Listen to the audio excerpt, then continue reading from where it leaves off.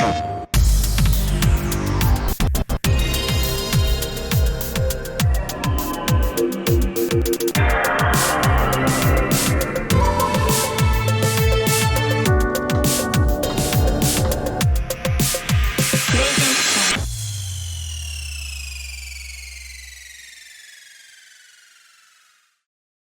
up, everybody? Welcome to PSILOVEPHOTOMODE XOXO episode 65. I'm one of your hosts, Greg Miller, alongside the future class of video games, blessing Adeoye Jr. Craig, who's winning in a fight between Joel from The Last of Us and Deacon St. John from Days Gone? Ooh, a timely question that I enjoy. Yeah. So how realistically do you want to take the question? Or do you want to do I just throw out my answer and then I have to justify it? You know what I mean? Like, do you think there's a clear winner? Do you think there's a clear winner? No, but that's mainly because I've not played Days Gone. I only know Days Gone for what I've heard about it and watched the trailers, because anybody got time for that 8 out of 10 game, you know what I mean? Nobody wants a Days Gone 2 ain't even happening, so why should I even play Days Gone? Yeah, you don't. If the game's not gonna get another one, if they're not gonna do it, why would you do it? Is it really? It's what's its Metacritic? It's not 8. It's probably lower. 71. Yeah. Okay. 71. Yeah, okay. There's no way that brought down an 8. I mean, you can take it however you want. The only thing I'm gonna say is that they both have prep time. Really? Yeah, they both have prep time to prep for this fight. They know. Let's say they know. They both know a week ahead that they're gonna fight each other. See, here's where it gets interesting. As somebody who has played both, because I'm a real gamer. All right. IGN gave it a 65, by the way. Wow, really? Yeah. 6.5 from IGN. Yeah, that's right. That's lower than I thought. Yeah. Again, this is what I was. Lucy O'Brien. Lucy O'Brien. Oh, that's Barrett Courtney on the 1s and 2s. Everybody, welcome to the show, Barrett. Oh, you know what? I remember hearing her talk about that on the podcast. Yeah, that makes sense. This is what I always talk about with Days Gone, and I know we're gonna. This is everybody. This is PS I Love You, your weekly PlayStation show. You fucking know that. I don't even need to give you the intro or whatever. We have a whole bunch of PlayStation news to talk about, including the Days Gone stuff. So I know it's coming including Last of Us versus Days Gone. But we've had, we're still in that. But we had this conversation start off on the old Twitter this morning, even before we got here, from one Nick Verge, a Pop Agenda co-founder and friend of the show, and listener, kind of funny, best friend forever too. And he's like, "Hey, I know it's early, but I'm starting the campaign for Days Gone to be the hashtag we played this game of May. Since April is Disco Elysium, we did something different here. We went with a brand new game or whatever. And right now, Days Gone, of course, free." Like, go ahead and download it, get it, be ready for it if that is what it's going to be. His campaign has started. And then it became this conversation that I've had over and over again with people online, with you a little bit, but then even I was playing Outriders with some industry friends, and it's still that thing of Days Gone is still one of the craziest stories, I think, of the difference between critics and the people who played it. Oh, yeah. Where, I remember playing that game and be like, oh, my God, it's still going. And, hitting up Lucy and talking to her. She's like, I know, it's ridiculous. I'm like, I don't know why. There's good ideas here. It just didn't come together. And, reviews, for the most part, were like that. And then people got it. And the fans that read that and understood that and still went and played it thought we set their expectations too low. So their reactions were super high. And there's just this chasm. And every time I talk about it, people are like, when people come to me about it, they're always like, Greg, there's been a bunch of patches. They fixed the technical stuff. I'm like, my complaints were not the technical stuff. My complaints were a whole litany of other things going on. And so when it came up today of are we going to do that for next month's hashtag PS, we played this, of course, book club here, you had to come out and say, I haven't played it. I've never played Days Gone. And that's where you started from on your conversation, Blessing. Yeah, when Nick tweeted that, I was like, oh, dude, I'd be down to do it just because we're always looking for good book club games. And Days Gone is one that I've been wanting to check out, mainly because I'm on a PlayStation podcast, and I feel like that'd be a good one to at least have tried. Well, it's interesting that it slipped by you. You know what I mean? One of the PlayStation exclusives or whatever. Yeah. On PS4. Well, that was what I purposely Sure. I was never into the idea of the game from the get-go, just because it looked like another Last of Us, and I'm like, why play Days Gone if I could just play The Last of Us? And at release, when it got reviews that weren't super favorable, that's when I was like, well, I have no reason to play it. Yeah, I didn't miss anything, so I just right? never. Yeah, Days Gone again, and I'm not, this isn't at all me trying to pick a fight. Obviously, I love Sony Bend. A whole bunch of our friends work there and stuff. So this isn't me saying they're bad developers and yada yada yada. It just I did not vibe with it for a number of reasons that I talked about in our review, available at youtube.com/kindoffunny games as part of a Gamescast. But it is that idea of I'd be interested to see you come back to it, and so I think we probably should. I'm down for May to be it, but it's as I put in the tweet, there is no reality where I replay Days Gone, seeing as how one of my complaints was that it just didn't end, that it kept going. It was like 50 hours in of that game. And so like, but it's also the thing I've downloaded it multiple times to be like, you know what? I'm not that far off from the platinum. I just have to finish the storylines with the camps and stuff, and then do the horde stuff. It's not that bad. And I've turned it on and played it, and I've done it within the past 6 months, and done it and been like, I just can't do this and stop. So having a month to go back and actually just do the mechanics again, and we'll talk about the story from your perspective and stuff, I'm down for it. So yeah, Nick Verge gets his way. Everybody, next month for May is hashtag PS We Played This is Days Gone. It's free. Pick it up. Get ready. Get on there. Hell yeah. Get out there. So who's winning in the fight? Now here, after everything I've just said, right, where again, this is a game I don't vibe with, and yada yada. Obviously, Last of Us, a cinematic masterpiece, and yada yada. Game of the year for part 2 and all that stuff. I think it's gonna be Deacon. I think Deacon's gonna win this fight. Yeah. Really? Yeah, wait, what? You haven't played it, and so your opinion doesn't count. So I'll already bench you and ask you to mute yourself. I have played The Last of Us and Last of Us Part 2. Yeah. And Joel doesn't fuck around. Like, Joel is willing to do what... Deacon St. John doesn't fuck around. You can say that about a certain time in Joel's life, but, Yeah, no spoilers. I guess that is... I mean, what version of Joel are we talking? I'm talking about... This guy fucked around and fell in love. You know what I mean? There it is. You know what I mean? I'm talking about Joel and The Last of Us Part 1 came off of the... Remember, we all remember Winter in The Last of Us Part 1, and now we're getting into very light spoilers. Last of Us Part 1, even though we're going to talk about them remaking it, like, I think the gloves are off for spoilers of Last of Us Part 1. You remember the things that he... for Last of Us Part 2, but we won't. Do you remember the things that he did to fight for Ellie in Winter? But here's the thing that he was not remorseful about those actions. Like, he was ready to throw the hands. But here's the thing that you're missing, all right, is that you're comparing apples and oranges here. Sure, there's, what is it? It's Freakers right? In Days Gone, and then it's Clickers and Last of Us and stuff like that. So you seem like, on paper, you look at these games, they're like very similar, obviously. Oh, why would I play this when I have Last of Us? Days Gone is the Sons of Anarchy zombie blockbuster movie. So keep in mind that, like, you know how hard it is to craft shit in the Last of Us world. That is not the problem for Deacon St. John, as he has multiple guns, crazy attachments. He's got these giant propane bombs that he's just carrying on his back that he can toss out and blow stuff. He's burning. Go look at, like, again, one of the things that Days Gone gets so right is the horde mechanics, where you ride in and it is hundreds of zombies or freakers on top of each other, right? And they chase you, and you have to figure out how do you eliminate these hundreds of monsters that are coming for you. And like, you do that by having the comedically large video game backpack that you're just pulling things out of and doing all these things and throwing them at. So yeah, don't get me wrong. Joel, a hard ass motherfucker. You know what I mean? Joel gonna pop off your kneecap and not feel bad about it, kill your friends just because you fucked with them, kind of thing. But Joel is also sitting there having to get, I gotta get a tin can and I gotta get a bunch of nails and this is really hard. And like, it's way easier to craft for Deacon St. John. This is an interesting PlayStation All-Stars Battle Royale deathmatch. But I think with no rules we've established, we said 1 week to prepare. Deacon's coming in with an arsenal on his back of things he can just use to fuck up Joel, while Joel is running around with a 2x4 with a nail on it and be like, "This is it. I got my weapon." All he needs, man. He knows how to get things done with that 2x4 with a nail in it. Also, in Days Gone, how long has Deacon been in the apocalypse? Like, was he there before everything went to shit? Like, or does the game start and everything's already like? This is how little I know about Days Gone. God, I can't believe you missed this much about Days Gone. He's lived both sides of it, and it's like it's been. So it's just like Joel. Yeah, it's not as much time. That's the other thing. Deacon's younger. It would be more akin to if you wanted a fair matchup and like more level playing ground. It would be like, if you took Joel from when it was him and Tommy running around, after the death of Sarah in the beginning of the game, and when the world had fallen apart and they kind of fell into it. Because it's Chat, let me know what it's. When you start the game, the whole thing is like the number of days gone, and it's like what I want to say it's somewhere between a year and a half to 3.5 years that have already gone.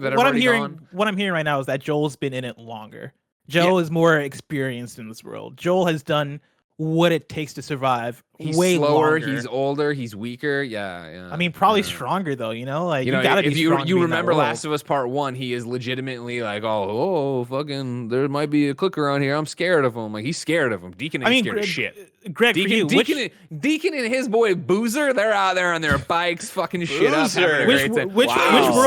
Which world would you be more terrified to exist in? The Days Gone world or the Last of Us world? Oh, definitely. I'd be more afraid to exist in the Last of Us world. Exactly. Last of Us world, you're just like, it makes you tough. Whistling, walking down the street, and then there's a spore, and guess what? It's over. You're dead. You gotta You gotta be tough. Parasite in your head. You gotta be tough to live in the Last of Us world. In Days Gone world, where apparently materials are just there left and right. Yeah. And you can put guns together out of tape and sticks and bones or whatever the fuck. Sure. I'm sure things are easy. Like Deacon St. John or whatever his name is, it sounds like he's chilling. Dean say John. Yeah, he sounds like he's chilling. Joel had to he go misses through his it. wife, you know. Wait, Joel misses his daughter. There's a whole bunch of stuff here. They that's the other I thing didn't too. know Is his like, wife was on. I remember the cutscenes people were making fun of with Days Gone where he gets married. And, yeah, and again, and I don't get me wrong, I'm Greg Miller, Sony fanboy number one or whatever, right? But that pissed me off too because that was so taking a thing out of context. Like there's a story beat where his fiance is like, and never say something fucking cheesy like, you promised to ride me more than you bike or some shit. And then she says it in the marriage and it's a sweet moment. But what happened? Everybody out here on Twitter wanted to put on their monocles and go out and clip this fucking thing with no context and put it out there and try to make the game look stupid. There were a million reasons to make the game look stupid, all right? This was not one of them, and I will die on that thing. It was a great job. Why am I blanking on the actress? It's Sam Witwer, obviously, Deacon. Who was Elizabeth in BioShock? Courtney Draper? No, Courtney... Was it Courtney Draper? Because there's two Courtneys doing stuff, and it makes it confusing now for me. You're looking at it. Yeah, Courtney Draper. You got it right. Courtney Draper, yeah, she's in this, and she's fantastic in it. Deacon, Boozer, and Courtney's performance is not one of my problems with Days Gone at all. Don't worry about that. Okay, I'll play Days Gone for our book club, and I'll come back with my own. That's next month. Analysis. Remember, Disco Elysium for this month, everybody. Keep it up. Ladies and gentlemen, if you didn't know, this is PS I Love You XOXO. Each and every week, Blessing and I come together to nerd out about all things PlayStation. You like that, so you support us on patreon.com/kindafunnygames. Of course, on patreon.com/kindafunnygames, you can write in with your questions, your comments, your concerns, everything under the PlayStation sun. Then, of course, on patreon.com/kindafunnygames, you can tune in as we record it live, just like Ricky is, Kebabs is, Ray is, Indy, Ronan are. Of course, that's one of the benefits of being on patreon.com/kindafunnygames. You get to watch us record the show live. You also get to write into the shows. You also get the show ad-free, and you get the show, the exclusive post show we do each and every week. However, if you have no bucks to toss our way on patreon.com/kindafunnygames, it's no big deal. You can go to youtube.com/kindafunnygames, roosterteeth.com, and podcast services around the globe each and every Tuesday morning, 6 a.m. Pacific time, to get a brand spanking new episode. Of course, it has ads, it has no post show, and it's not live. So, like when we lose the first 7 minutes of the original intro, that's gone. And hats off to one Blessing Adeoye Jr., because I've been there. You open a show, you have a bit. You throw it out there, we have fun with it, and then the show crashes. What do? Do you try to recapture the bit that you did already, or do you pivot? Blessing Adeoye pivoted, meaning that you were watching live on Patreon. Guess what? You got brand spanking content there. You got 2 intros. You got to hear us talk about the Outriders box that I'm too lazy to go get. Ladies and gentlemen, let's give you some housekeeping. Number one, congratulations to Andrea and Britt from What's Good Games. They are both expecting, as we are recording this, they are an hour and a half into their anniversary stream celebrating 4 years of What's Good Games. They both announced that they are pregnant. That is fantastic. We love them so much. Go send them the kind of funny, sweet, nasty love. On top of that, there's going to be a new episode of The Blessing Show this Thursday. What's that? You don't know what The Blessing Show is? Well, that's one of the few pieces of content we do that is exclusively video, meaning you have to go to youtube.com/kindafunnygames every other Thursday to get a new episode of Blessing's video essay series. Blessing, what's on the docket for Thursday? So this Thursday is actually the season finale of The Blessing Show. Yeah. And so to wrap it all up, we're doing a video about Media Molecule's dreams. Going in, talking about some of the dreams that I love, where dreams has kind of come and gone, what the future of dreams looks like. I talked to a few dreams creators to get their perspective on what makes dreams work and why they like to make dreams in dreams. And so, yeah, that's coming out Thursday. I'm very excited for it. That's fantastic. Everybody, please support this show. Again, yeah, this is the end of season 1. It was one of the Patreon rewards we funded in January 2021. We would love to send it out with a bang and then to go back and watch all the other ones that you might have missed. youtube.com/kindafunnygames. The Blessing Show.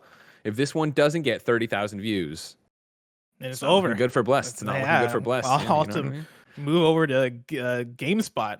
GameSpot is where I'm going to don't even joke about that. Don't joke about that. No, don't. I mean, I hear they're hiring, and so don't put those ideas out. We're moving on. No, be like our Patreon producers at the Nanobiologist, aka Mick, Tom Bach, Elliot from the bad movie E.T. that everybody agreed with, James Hastings, Sancho West Gaming, Julian the Gluten-Free Gamer, Trent Berry, and Tyler Ross. Today we are brought to you by Purple Honey and Candid, but for now, let's start with topic of the show.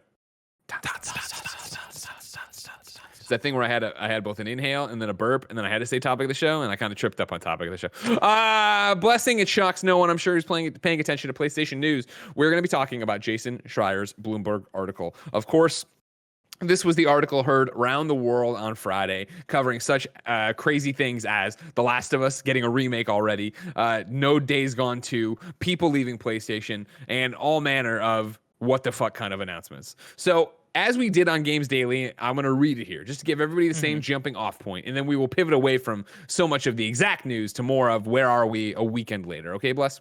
Sure. So again, this is Jason Schreier over at Bloomberg. It has been edited to be as short as possible. We give you the information. Please go to Bloomberg and support Jason's work. Sony's Visual Arts Service Group has long been the unsung hero of hit PlayStation video games, many hit PlayStation video games. The San Diego-based operation helps finish off games designed at other Sony-owned studios with animation, art, or other content in development. But about 3 years ago, a handful of influential figures within the Visual Arts Service Group decided they wanted to have more creative control and lead game direction rather than being supporting actors on popular titles such as Spider-Man and Uncharted. Michael Mumbauer, who founded the Visual Arts Service Group in 2007, recruited a group of about 30 developers internally and from neighboring game studios to form a new development unit within Sony. The idea was to expand upon some of the company's most successful franchises, and the team began working on a remake of the 2013 hit The Last of Us for the PlayStation 5. But Sony never fully acknowledged the team's existence or gave them the funding and support needed to succeed in the highly competitive video game market, according to people involved. The studio never even got its own name. Instead, Sony moved the ownership of The Last of Us remake to its original creator, Naughty Dog. The team's failure highlights the complex hierarchy of video game development and, in particular, Sony's conservative approach to making games for the PlayStation 5. The Japanese conglomerate owns about a dozen studios across the world, as is part of its PlayStation Studios label. But in recent years, it has prioritized games made by its most successful developers. Studios such as Santa Monica, California-based Naughty Dog, and Amsterdam-based Guerrilla Games spend tens of millions of dollars to make games with the expectation that the investments will pay off exponentially. And they usually do. Hits include God of War 2018 and 2020's Last of Us Part 2 that are exclusive to PlayStation consoles, helping Sony sell some 114 million units of the PlayStation 4. This fixation on teams that churn out hits is creating unrest across Sony's portfolio of game studios. Oregon-based Sony Bend, best known for 2019 open-world action game Days Gone, tried unsuccessfully to pitch a sequel that year, according to people familiar with the proposal. Although the first game had been profitable, its development had been lengthy and critical reception was mixed, so a Days Gone 2 wasn't seen as a viable option. Instead, one team at the studio was assigned to help Naughty Dog with a multiplayer game, while a second group was assigned to work on a new Uncharted game with supervision from Naughty Dog. Some staff, including top leads, were unhappy with this arrangement and left. Ben's developers feared they might be absorbed into Naughty Dog, and the studio's leadership asked to be taken off the Uncharted project. They got their wish last month and are now working on a new game of their own. Since this got published, and obviously it's stated in so many words here, Schreier has gone out of his way to tweet a new game of their own that is not Days Gone 2. Days Gone 2 still dead. They're working on a different game, but back to the San Diego studio. The team originally planned on a remake of the first Uncharted game released by Naughty Dog in 2007. That idea quickly fizzled because it would be expensive and require too much added design work. Instead, the team settled on a remake of Naughty Dog's 2013 melancholic zombie hit, The Last of Us. Mumbauer's project, codenamed T1X, was approved on a probationary basis, but Sony kept the team's existence a secret and refused to give them a budget to hire more people, leading many to wonder if the company was really committed to letting the team build a new studio. Still, the small team kept working, and by the spring of 2019, they had completed a section of the game designed to showcase how the rest would look and feel. At that time, Sony was going through a management shuffle, and the new boss wasn't impressed. Herman Hulst, the former head of Guerrilla Games and now head of PlayStation Worldwide Studios as of November 2019, he thought the remake project was too expensive, according to people familiar with the matter, and asked why the planned budget for T1X was so much higher than the remakes Sony has done in the past. The reason was that this was on a brand new graphical engine for the PlayStation 5. Mumbauer needed to hire more people to help rework the graphics on new technology, as well as redesigned gameplay mechanics. Hulse wasn't convinced, the people said. Then this is actually Blessing's bullet points of the rest of the article. Mumbauer's team got called in to assist Naughty Dog when The Last of Us Part 2 fell behind. After The Last of Us Part 2, Sony had Naughty Dog assist with the remake. It inevitably became apparent that Naughty Dog was taking charge of the project. By the end of 2020, most of the T1X team's top staff had left, including Mumbauer, and then T1X project remains in development at Naughty Dog. Again, you're listening to PS I Love You XOXO. I assume none of this is breaking news for you. For some of you, probably is. Maybe this is the only PlayStation podcast you listen to, or the games one. So we're giving you the jumping off point. We've had the Sky is Falling. We had the Games Daily. We've had the whole freak out in the conversations there, Bless. Do you have new thoughts since we originally talked about this when the news broke? Nah. No, not really. Okay, great. I mean, I think I still sit where I was on Friday with the idea that all of this is very predictable. The upsetting part for me is how predictable it is. Like, this feels very much like a computer algorithm is making the business decisions over at Sony, right? With like no heart and no personality or no inspiration behind it. It is very their input we got from chat during our episode of KFGD that folks were like, I mean, Last of Us Remake is going to sell like 10 million copies. Like, it's going to go on to sell like crazy. And I think that's obvious. That's obvious to why they're going that route, right? It's obvious to why you would just from a pure numbers perspective remake The Last of Us. I think for me it still remains as a bummer a bit, because it feels like developers aren't getting to make the exact things they want to make, especially when you look at Bend with Days Gone 2. Getting that shut down still doesn't make too much sense to me from the perspective of that game still sold really well. Like, that Days Gone had a lot of players that were into it. Like, the places where Days Gone didn't live up mainly were to critics. There's a whole article from Forbes. I had it like in a tab, I lost it, but it was basically an article that was talking about how the sales of Days Gone don't necessarily speak to the critical reception of it. And it kind of talked about how, how much of the criticism for Days Gone from the critic side is due to expertise in the field and looking forward to games that push the boundaries, push the bar, versus how much Days Gone is like how much of the success of Days Gone is due to it being a standard open world game that did enough right to get people into it to become fans of it. And I think from a pure numbers perspective, that should speak to, hey, let them get another chance at it. Let Days Gone 2 happen. Let Ben Studio figure out the things that didn't work about the game and improve them. Let them work on new ideas. Let them do it. But instead, to reroute them into working with Naughty Dog on what would be a new Uncharted or whatever support they would give to Naughty Dog, I feel like it's just so uninspired. And that's the thing that kind of gets me bummed about this news. Yeah, right there with you to tackle that part of the Days Gone 2 not happening news, right? Lucy O'Brien, again from IGN, who reviewed it over there and was the person I was talking to when we were both reviewing it, she put up this tweet that I think is my distilled thoughts, right? I know I didn't score the original highly, but I would have loved a Days Gone 2. There was so much potential in that world and the systems. It could have been a franchise that just improved and improved. And I think that's what nails it. Yeah. That, again, like, I've been very frank throughout the years now, right, that I didn't dig and vibe with Days Gone, and I'm glad people did, and I'm glad it's out there, and it's not this like thing people throw in my face, nor is it a game that I can't see how you would enjoy. But it has consistently from the jump, Ben, I really would like to see them get another shot at it. Because I think if you took into account what people said about it, what critics had to say, and to your point too, that like you're talking about two different audiences when you talk about critics. Critics are sitting there and stacking all these different games up to other games they've played and trying to figure out numerical scores and where it falls and what, on a top 25 and yada yada blah blah blah. Whereas the players just, is this game fun? And that's why reviews are great, because you read a review and you see a critic who didn't like games X, Y, and Z but liked A, B, and C, and then you understand how their mind works for a game. Then you read their thoughts on a game, and if it doesn't click for them, you understand if I never agree with you, or I'm totally a gamer that's just like Greg or Blessing or Lucy or whoever. Like, I feel the same way. So if they like it, I'll probably like it for those reasons.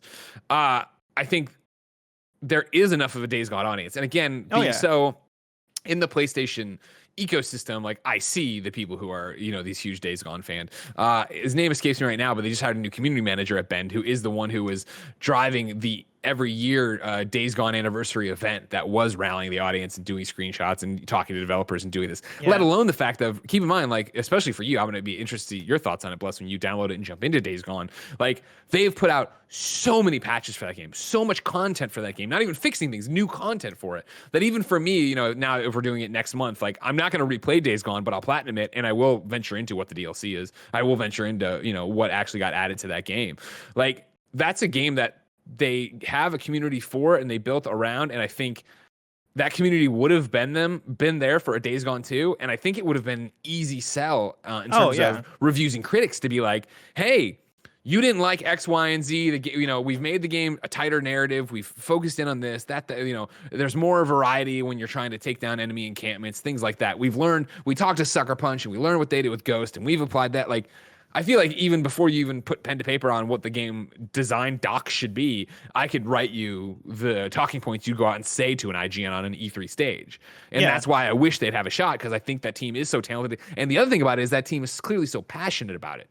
You know, I've talked on the show about Jeff Ross and John Garvin leaving Sony Bend back when they did. And I remember being like, oh, that's a weird one. And then you get this and it's like, well, sure, they wanted to do this. And again, as we've talked about on Games Daily, and I'm sure we'll talk about here, you know, PlayStation has been this place that if you can have a weird idea, you can have a goofy idea, and if you can sell it, you can make it. And I think that this shows a turning point. Not that they're not accepting crazy ideas, but now there is a much higher level of success you need from it. And being profitable but critically unsuccessful isn't enough for Days Gone. Bless, you've been trying to jump in. I'm sorry, I've been ranting.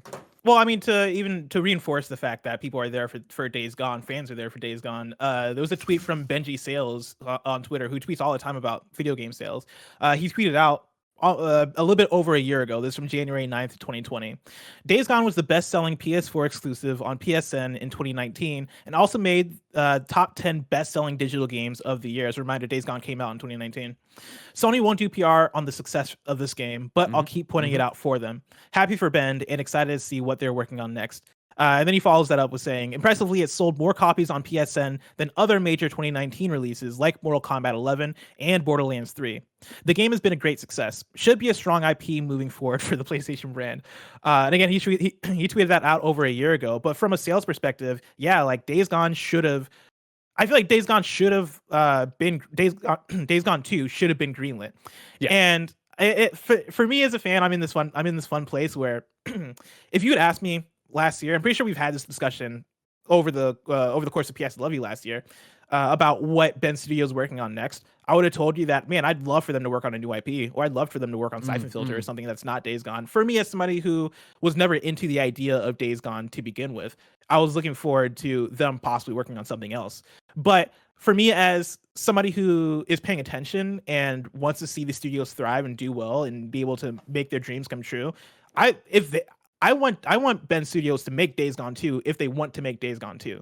Like, that's kind of where I stand with it. Where sure, whatever they make, you know, I'm down to play it, especially if it appeals to me, especially if it speaks to me. But if they want to make Days Gone 2, they should be allowed to do that, given the amount of support that game seems to have from its own audience. So here's while we're in this Days Gone 2 thing, you and I had multiple things in this document. And we knew we'd get around to them, however we get around to them. One of the ones you put on here that I thought's the most interesting was, if not Days Gone 2, then do you say it? Is it gonna be Siphon Filter? Well, Alex Price writes into patreon.com/kindoffunnygames and says, hello, Blessing and Greg. What game would you speculate Sony Bend is working on with Days Gone 2 being taken back out and shot in the head? With Sony not being happy about how long it took to develop a new IP with Days Gone, surely it must be Siphon Filter, or maybe a smaller game set in the Days Gone world, kind of like an Uncharted Lost Legacy or Spider-Man Miles Morales. I really enjoyed Days Gone and was so excited to revisit the world. P.S. I love the show. I see what he did there. Blessing, what's next? I think it is going to be something that we've seen before. Siphon Filter would be really cool, and I think a thing that a lot of people would be super stoked about, and I think that's a possibility. To the point of the question, right? I don't see it being a new IP, because as PlayStation, after you just turned down Days Gone 2, do you want Bend Studio to work on a new IP? Like, is that a thing that you want them to develop again from the ground up, only for it to maybe not hit expectation? I could see it being maybe something that we've gotten recently and disappeared. Maybe it could be like and this is me just throwing shit at a wall. Maybe it could be an Infamous. Maybe it could be a Jack and Daxter, a Sly Cooper or something that we know people would show up for and get excited for. But there's so much I love about this question. Yeah. Because this question, then you have to look at what Jason's talking about in his article, which we've seen ourselves, with obviously Japan studios closing down, right? With, PlayStation obviously tightening down and being the God of War, Horizon Zero Dawn, the AAA third-person action adventure game. You get to this question, then it's so hard, and you have to start extrapolating and then arguing with yourself, but then pulling in the facts, where it's like, I would think, my thought would be, well, no, it's not going to be a siphon filter. I think John Garvin would have stuck around and worked on that because of his history with the franchise, or the franchise in the studio. But to say that, I would then think, well, if he's burned on this Days Gone 2 thing and he really wanted them to do that, why would he's gonna leave? And because he can't trust Sony, he doesn't want to work with Sony on this kind of stuff anymore. So then it's like, okay, but then I'm like, well, you know what? I actually they're talking about how long Days Gone took. It'll probably be a smaller game, right? Not something as big as a siphon filter. But then to sit there and go, oh, it's going to be a smaller game doesn't make sense with what we're talking about, where PlayStation, in this article from Jason is talking about like not wanting to take creative risks and wanting things to be these tentpole AAA games. So then you go around that front and then, okay, cool, it's going to be an Infamous. And then I'm like, that gets super exciting. That's cool. But after Uncharted Golden Abyss, I know Sony Bend is over trying to work in somebody else's shadow, right? However, they tried not to work in somebody else's shadow with Days Gone, which came out and didn't perform the way Sony wanted, and the people who were the leads on that are gone. And so now it's like you have a new thing. It's like such a cluster right now of what the fuck they're actually, where you would take the studio and what you'd have them work on right now. Yeah. Which comes back to like, I guess I could see it being a siphon filter. Like, I think a thing to keep in mind is that Days Gone 2 got shut down in 2019 it seems, and since then Ben Studio is working with Naughty Dog for the production of Uncharted, right? I got that right. Instead, one team with the studio was assigned to help Naughty Dog with a multiplayer game, while another group was assigned to work on a new Uncharted game with supervision from Naughty Dog. Which again, right there, where I've talking about like how I had always heard rumblings that people were not, like Golden Abyss, like again, underappreciated game, I think, and not to mention it's WB Montreal all over again with Arkham, right? Where it's like no matter how good the game is, people are gonna be like it's not as good because it's not from the original creators. And so to get back into this of now, okay, fine, you're doing a new Uncharted game, like I don't want to be this, and then into this idea that they were afraid they were gonna be folded into Naughty Dog, so they break off, they want to do their own project, now they get their own game. What is this game? What does this look like? Yeah, and that Naughty Dog thing too is not like that's not a fear that comes from nowhere especially when you look at what followed with T1X, the spin-off studio. And, it seems like in Jason's article when that I condensed, a thing I didn't include was they've started calling that studio, I think Naughty Dog South or something along those lines, right? And that's the studio that is still there working with Naughty Dog on the Last of Us remake. And so like that fear isn't necessarily unfounded. But yeah, like back to Ben Studio, like I mean, it being like a year or so later, right? A year and a half later, let's say, since Days Gone 2 got shut down, and now it's seeming that they never even got started, right? Like they pitched and never got started. Never got started. Started working with Naughty Dog. People were a bit unhappy with that situation, and now it seems like they're finally at the place where they're starting something from scratch. They probably don't even know what they're working on at this point. I bet, like they're probably still in the stages of concepting something out, figuring out like IPs that they have in the chamber that they can work with, trying to figure out what I think they know, because if you're Herman, if you're PlayStation, right, and it is this idea of cool, hey, we don't want to just work with Naughty Dog. All right, cool. Like, what are you going to go do? You know what I mean? Like, we can't just pull the plug and move everything out. I think they already had pitches on what they wanted to go for. But what that is and how big of a game that is, I don't know. And how quickly they want. And like, that's the other thing too, is like, the complaint being that Days Gone took so long, right? Like, if that's the case, then what are you have to have that sort of Damocles above your head to get it out fast, publish or perish kind of thing. And what that actually looks like, I don't know. And what that would be. What's heartbreaking is I want it to be siphon filter. On this show and on many shows, I've talked so much about like Metal Gear is gone. It's off the board right now. So like, get out there and be that game, and have it be exclusive to PlayStation, have it fucking have all that love in it, right? And like, I'm not saying that Sony Bend doesn't have love for siphon filter, obviously their game, the game they made or whatever, but it's this idea that is that a fallback prize to them? Is that, you know what I mean? That if, and like, how many people were dead set on Days Gone 2 being their thing, and with that not being there, do they still is it the same thing of, do you have that passion for Siphon Filter? Because that's the other thing too, is like, this is a shitty situation all around for the people working on this game and morale right now, that this article drops and it is like, oh cool, the game we all wanted to make, they now know got killed in the cradle by PlayStation. Okay, then they know that we were just getting passed around to Naughty Dog on like help out work, and then it looked like they're gonna end up in the exact same situation with the Golden Abyss 2 kind of thing, and now we have our own thing, but now all eyes are on us, and they know in quotes it's not the thing we wanted to make, which of course is way too broad of a brush to paint with. Obviously game developers and studios have multiple people there who want to do multiple different projects, so if one doesn't happen, sure, you move to another that they're still excited about. It's just a cluster right now. Yeah, I would like for it to be I'm with you. I'd like for it to be a Siphon Filter, because I think that would fill a nice space that isn't there right now. Yeah. But and aside from that, I don't know what it would be. So that's kind of where I stand with it. Yeah, I think I would, you know, I think it'll be. I think it would be Siphon Filter. I think that's what you'd pivot back to. I bet PlayStation would like that, and I bet that I think it fits with what they're talking about. Where, you know, I mean, especially for Jason's argument here in the article, right, of talking about, hey, we are trying to make PlayStation 5 games that will sell PlayStation 5s. I think especially with Perfect Dark, you know, over on the Xbox side, getting juice over there, if you were to come back and be like, hey, we are bringing back Gabe Logan, even though Busty does not want to be Gabe Logan. No, that's Andy. That's Andy doesn't want. Oh, sorry. I don't want to be Gabe I Logan. don't want to be Gabe Logan. I think that'll have a pop, and that'll be cool. And I think, you know, you have the stun and the taser and everything else ready to go. Like, if they're into it, I'm with you. Whatever they're into, I hope they get to make. Like, I hope it's never that they're just making a game to survive or for the paycheck kind of thing, which has to happen at some points. But has your overall feelings on this whole article, this whole situation evolved since Friday? Not particularly, because I think we had a really metered discussion about it, which was between the hyperbole of the whole thing, but then also the realities of the business and stuff. But I think if we could, we'll bring in Jordan Deeb here from patreon.com/kindoffunnygames, just like you can when you write in and be part of the show. Jordan says, I can't help but wonder, are people overreacting? The PS5 reveal event showed off games like Stray, Returnal, Jet the Far Shore, Little Devil Inside, Goodbye Volcano High, Bugsnax, Ghostwire Tokyo, Deathloop, Kena Bridge of Spirits, and much, much more.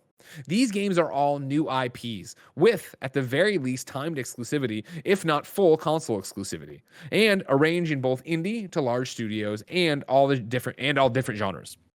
While I understand these games are not first-party in-house games, I think the conversation that PlayStation now only wants sequels to large blockbusters seems to be a tad bit hyperbolic.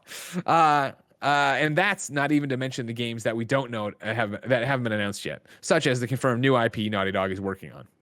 Do you guys think Sony is really going down this path of not making new/smaller games? Or am I being too optimistic and trying to refuse to see the truth in Jason's article?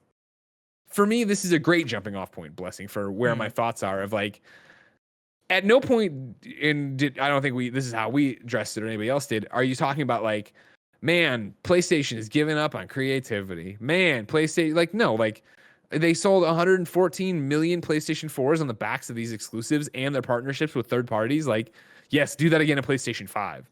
It's just interesting, as we talked, and even on the show lamented, you know, Japan studios, right? Of like, even when you talk about them going away and becoming, or, you know, being completely stripped off and leaving people, and it's just the team around Team Asobi, right?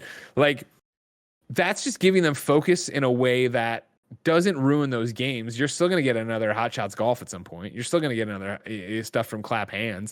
They just are going to have to do those partnerships in terms of localization and stuff elsewhere. And it's not bad. It's just a business decision. And it's a business decision, I think, that we've been seeing the writing on the wall for a while now, but to see it start getting executed, and then to see it be that, all right, cool, this happened, and the chilling effect you'd expect of people at places like Sony Bend, people at places like, you know, that are working, you know, Mumbauer here, working on the T1X project. Like, you're going to lose people like that who are like, but I don't want to do this. I want to make a smaller game. I want to make something crazy and quirky or do whatever. I want to, you know, take a big swing on this.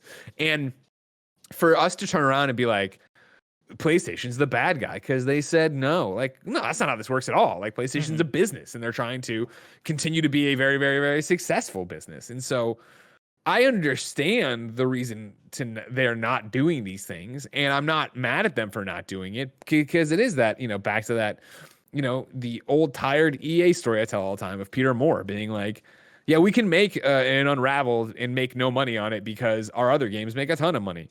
That was great for Peter Moore and what EA was trying to do back then, and PlayStation doesn't want to be that.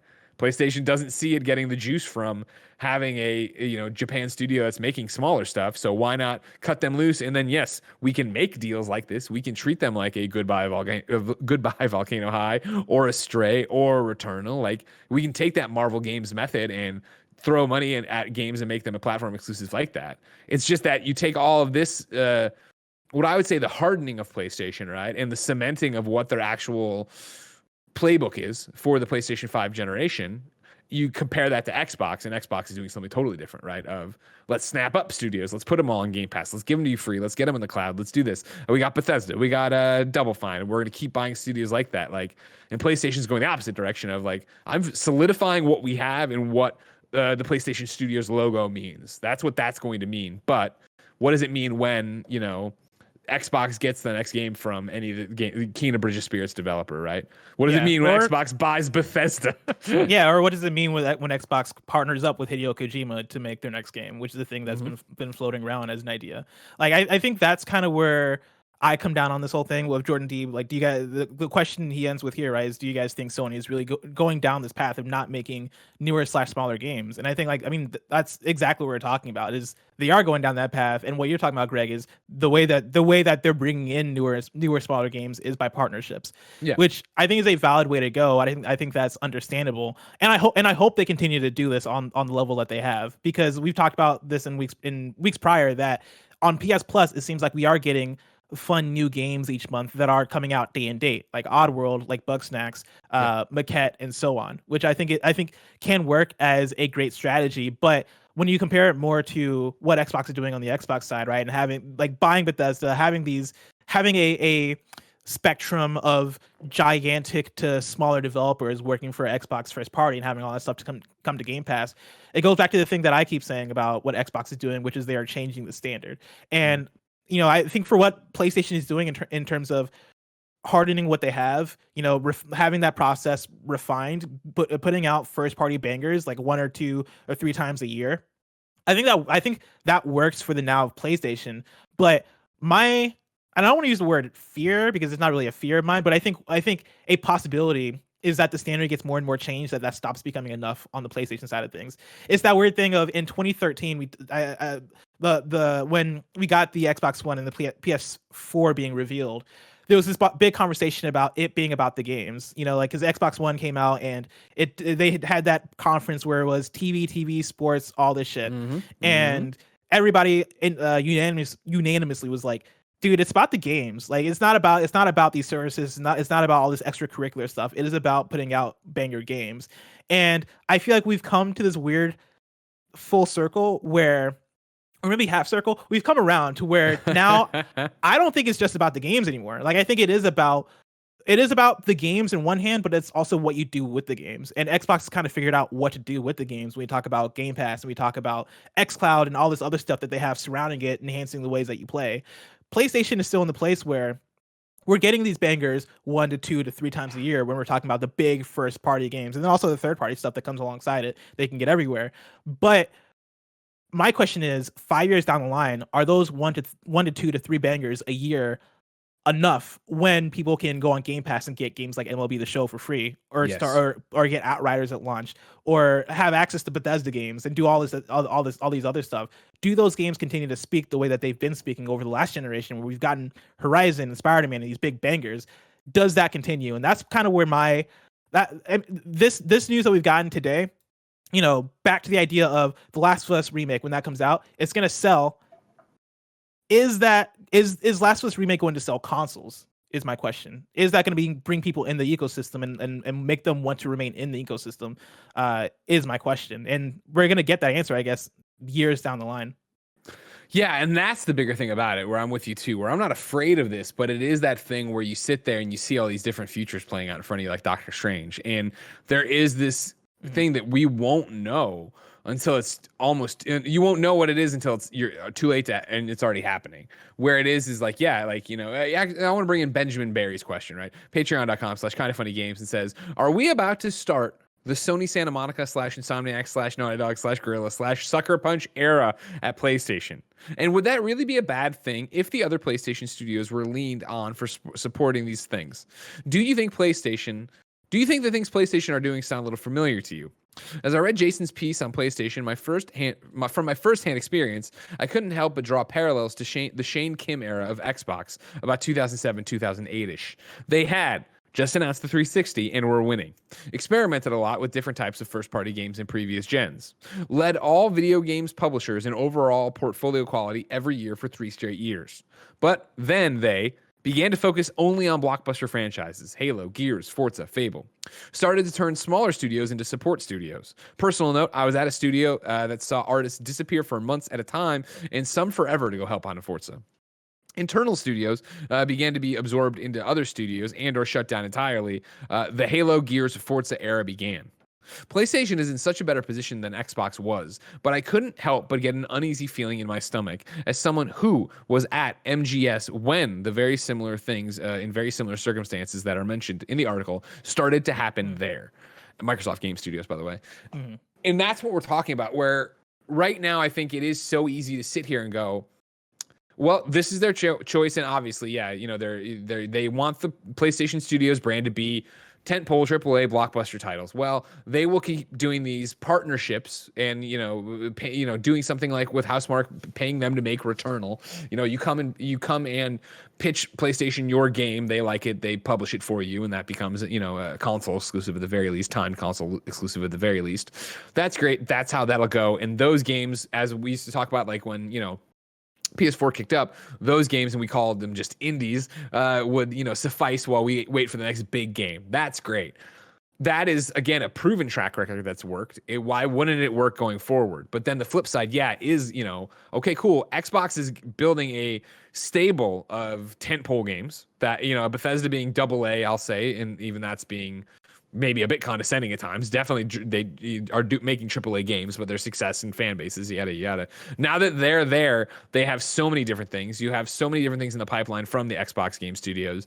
And then what happens, as we're talking about this and calling out the different games that Jordan, was it? Yeah, Jordan mentions all these games at the PS5 reveal, and you go, and 2 of them are now from somebody Xbox has purchased.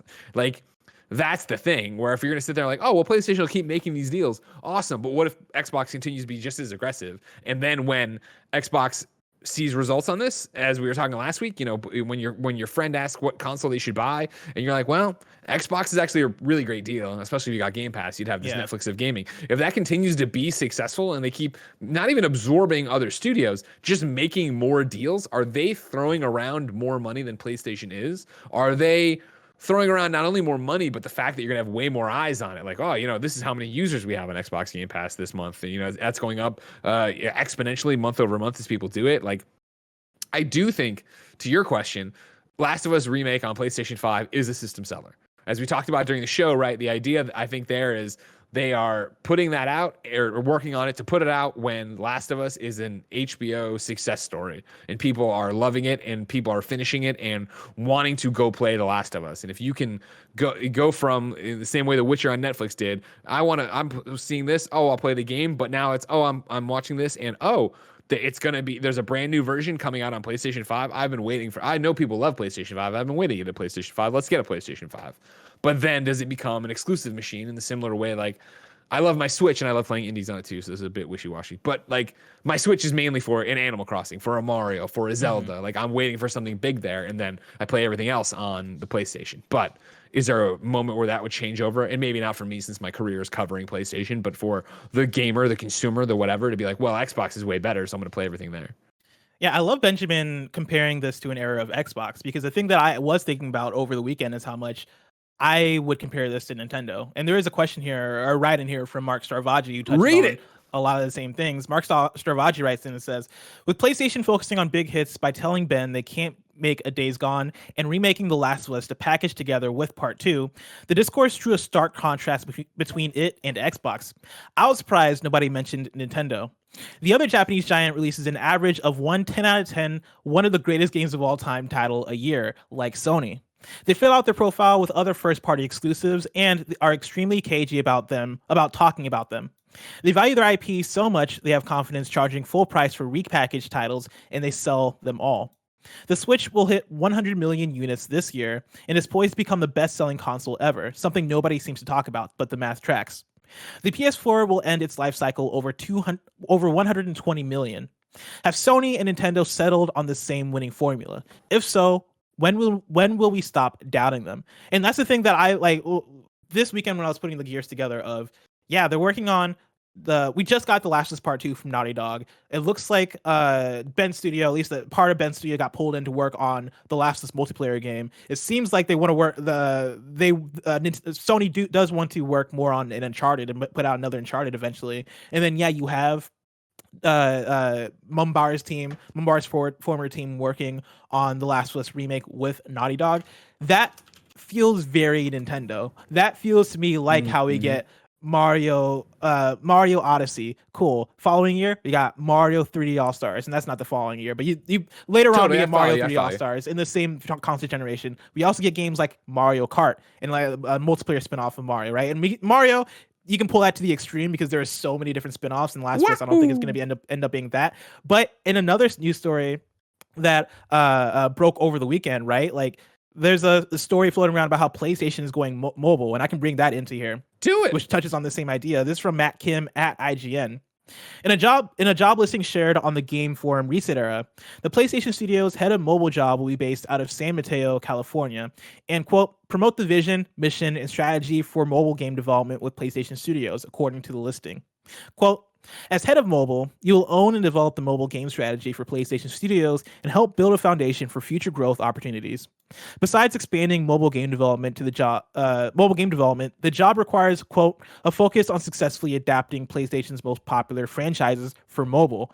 And again, that right there is another way to take something that is a successful franchise and whatever franchise you want to name from PlayStation, whether it be a Naughty Dog franchise, Uncharted or Last of Us, or bring in Ghost or Horizon or something else, right? Mm-hmm. So one of the big franchises, and again, build another spinoff of it for mobile this time, right? Like what does the success of the Last of Us franchise look like when on the horizon, no pun intended, on the horizon, you have 4 more spinoffs of The Last of Us that are all working in tandem, working together along the Last of Us TV show to really build on the fact that, hey, we're PlayStation, and as first party, we don't have to have 100 different franchises over the course of a generation when we have 10 banger ones and a bunch of spin-offs and a bunch of iterations of those 10 banger franchises, and then have partnerships with smaller developers or Haven Studios or indie developers for PS Plus to fill in the gaps everywhere else. Yeah.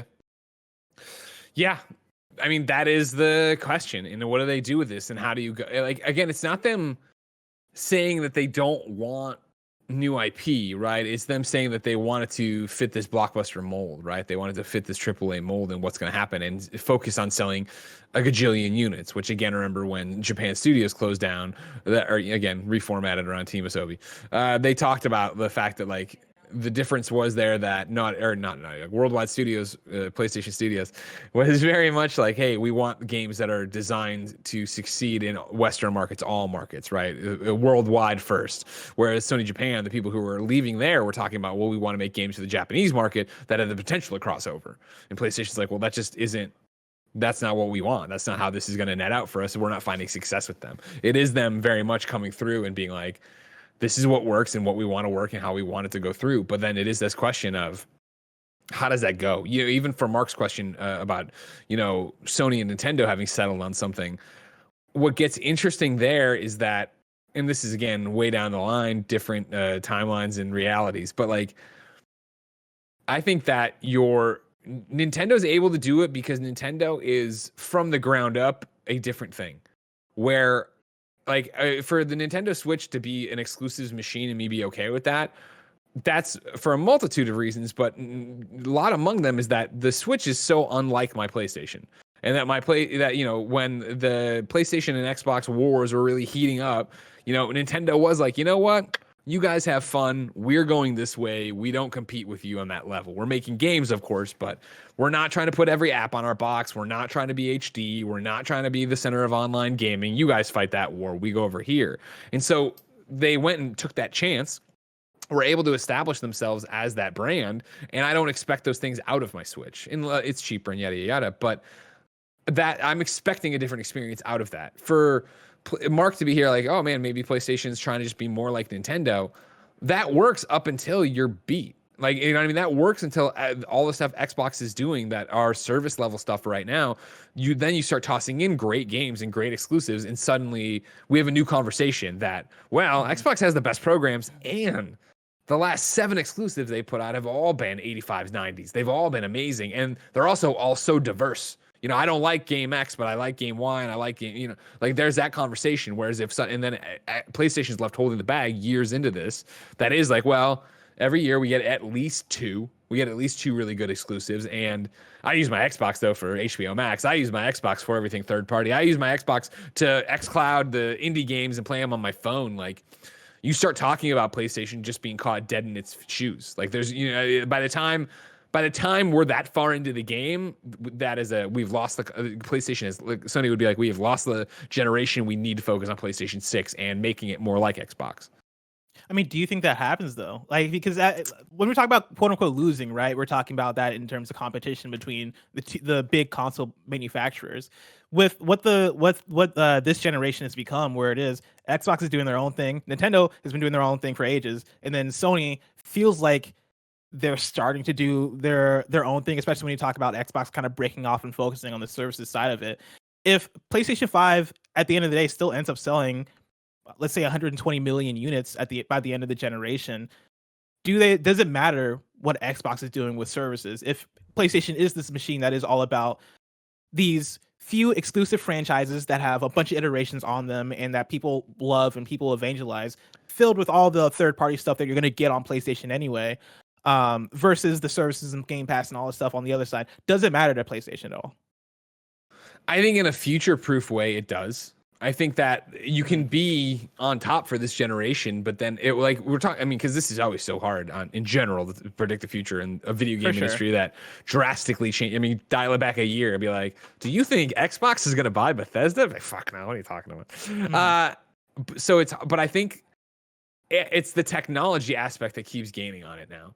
Where I do think the strength of Xbox is Game Pass, and the strength of Xbox is xCloud, and the strength of Xbox is that I do truly believe by the end of this year, if everything, I'm sorry, let me dial that back. By the end of this generation, if everything has gone the way you'd expect it to go technologically, that you'll be buying TVs and there'll just be an Xbox Game Pass app on it.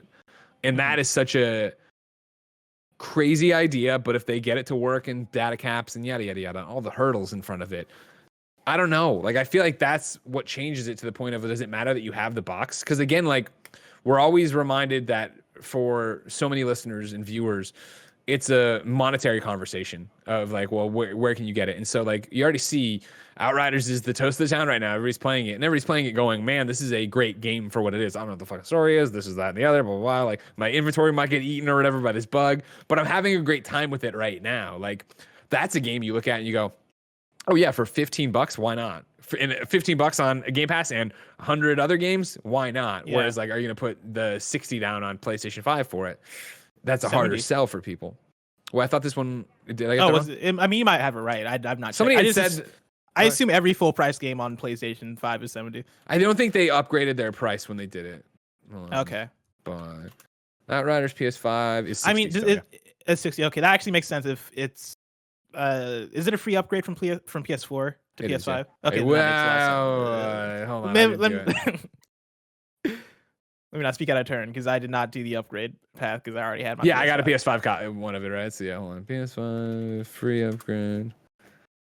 Yeah, Outriders will offer free PS5 and Xbox Series X upgrade. That's from there you go. apptrigger.com. And yeah. So yeah, that makes sense. But yeah, like, I don't know. Like, we're at such an interesting, fascinating tipping point for all this of just like, how much does all of this matter? And like, I have to imagine it matters, right? Like, I just can't imagine Xbox is making all these moves and in the end, it'll still be for nothing. That it didn't move the needle and change anything for them. Because I think it is one, like we're talking about, of the, hey, I want to buy a console. Which one should I get? That's a tough question. Like, are you excited for these exclusives from PlayStation? Are you excited from these exclusive studios from Microsoft? Are you excited about all these different games and shaking it up and go for it? Like, where are you going with that information? I don't know. It's so hard. I'm like laughing a little bit because I thought about you know how like we did the original intro, got 7 minutes in, and like the computer crashed. I thought about like, what if we did do like the hot sauce in those 7 minutes and Barrett lost it? That would be a very kind of funny That'd thing. be hilarious. We redo the intro to the show and everybody's dying, or like we just ate we're hot like, sauce, but we lost the like, footage. what the fuck happened with them? We're We both should have like done it. We should sweating have just said we profusely. did it. You know what I mean? We should have just said it and it wasn't shit. You know what I mean? That would have been a great bit if we just acted like we did the hot sauce challenge. Yeah. I want to talk more about this blessing, Adeoye Jr. But before I talk about that, let's talk about patreon.com/kindoffunnygames. If you didn't know, you can go to patreon.com/kindoffunnygames to be part of the show, just like Mark has and Benjamin have, as we've been reading their questions today. Of course, you can get the show over there with the exclusive post show we do each and every week. You can watch live as we record it, just like Parker Petrov is right now. And more importantly for you, listener/viewer, you can get the show ad-free. But guess what, Jack? He didn't go there. So here are the ads. This episode of PS I Love You XOXO is brought to you by Purple. As the world becomes increasingly uncomfortable, we're all looking for as much comfort as we can get. Of course, ladies and gentlemen, I've been in an uncomfortable situation once or twice. I work with Nick Scarpino. He sucks, Barrett. And the one thing I can always count on to make me feel better, to make life feel better, to make the one and only Joey Noel feel better is Purple Mattress. Joey's telling me all the time how comfortable her Purple mattress is, and that's why they're a sponsor of this episode. Purple is comfort reinvented. Only Purple has the Grid, a stretchy gel material that's amazingly supportive for your back and legs while cushioning your shoulders, neck, and hips. We don't know how they do it. They just do, and it's fantastic. Because of how it's designed, the Grid doesn't trap air. Air actually circulates and flows through it, so you'll never overheat. The Grid bounces back as you move and shift, unlike memory foam, which remembers everything. That's why memory foam has crates and divots. Again, like I said, Joey Noel from Kind of Funny uses the Purple mattress. She's talking all the time about how cool it keeps her, so that's why we keep using Purple mattress. As of right now, you can try your Purple mattress risk-free with free shipping and returns. Financing is also available. Purple really is comfort for an uncomfortable world. Right now, you can get 10% off any order of $200 or more. Go to purple.com/kindafunny10 and use the promo code kindafunny10. That's purple.com/kindafunny10. Purple code kindafunny10 for 10% off any order of $200 or more. Purple.com/kindafunny10. Promo code kindafunny10. Terms apply. Our next sponsor is Honey. We all shop online, and we've seen that promo field taunt us at checkout. But thanks to Honey, manually searching for coupon codes is a thing of the past. Honey is the free shopping tool that scours the internet for promo codes and applies the best one it finds to your cart. Honey supports over 30,000 stores online. They range from sites that are tech and gaming products to popular fashion brands, even food delivery. Imagine you're shopping at one of your favorite sites. When you check out, the Honey button drops down, and all you have to do is click apply coupons. Wait a few seconds as Honey searches for coupons. It will find for that site, and if Honey finds a working code, they will put it in, and you will watch the prices drop. Of course, you've heard me talk about Honey many a time in these shows because I use Honey all the time. It's right there. I'm tapping it on my screen right now. It's on my Chrome browser right there. It's one thing. You install it. It's there. Then if you want to log in, it accrues the Honey coins. You can spend the Honey coins on Amazon gift cards like I do. You could not log in at all, which is weird, but whatever you want to do. And it would still get you the coupon codes for your sites. It's free money. Why wouldn't you use this? Honey has found its over 17 million members, over $2 billion in savings. If you don't already have Honey, you could be straight up missing out on free savings. And it's literally free and installs in a few seconds. By getting it, you'll be supporting this podcast, doing yourself a solid. Of course, we'd never recommend something we don't use, and I use Honey all the time right there. Get Honey for free at joinhoney.com/kinda. That's joinhoney.com/kinda. And ladies and gentlemen, our final sponsor of the day is Candid. Unhappy with your smile? You don't have to be. Thousands of people have used Candid, the clear, comfortable, removable, and practically invisible aligners to help straighten their teeth, and now they love their smile, ladies and gentlemen. How much they love it? They love it oh so much. You could be just like Justin M. in Atlanta, Georgia, who wrote, "When I was younger, I used to have a gap in my front in the front and on the side. I noticed that people would always look at my mouth first, so I was looking for a fix. Candid ended up being the perfect company for me. You can't stop me from smiling now. There's no comparison. That's it. Justin M. He's got it locked. You could have it locked too. And Candid is here to help straighten your teeth so you can fall in love with your smile too. Your treatment is prescribed and closely monitored remotely by a licensed orthodontist who's an expert in tooth movement. You'll have the same quality of care you'd get from an in-office orthodontist, from the comfort and convenience of your home.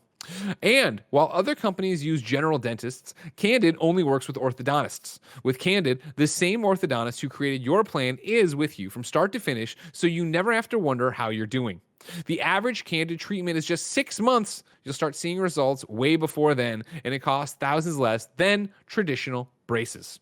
Become your best you. Start straight. Let me try it again here. All right, everybody stick. We're gonna do it from the top of the end here.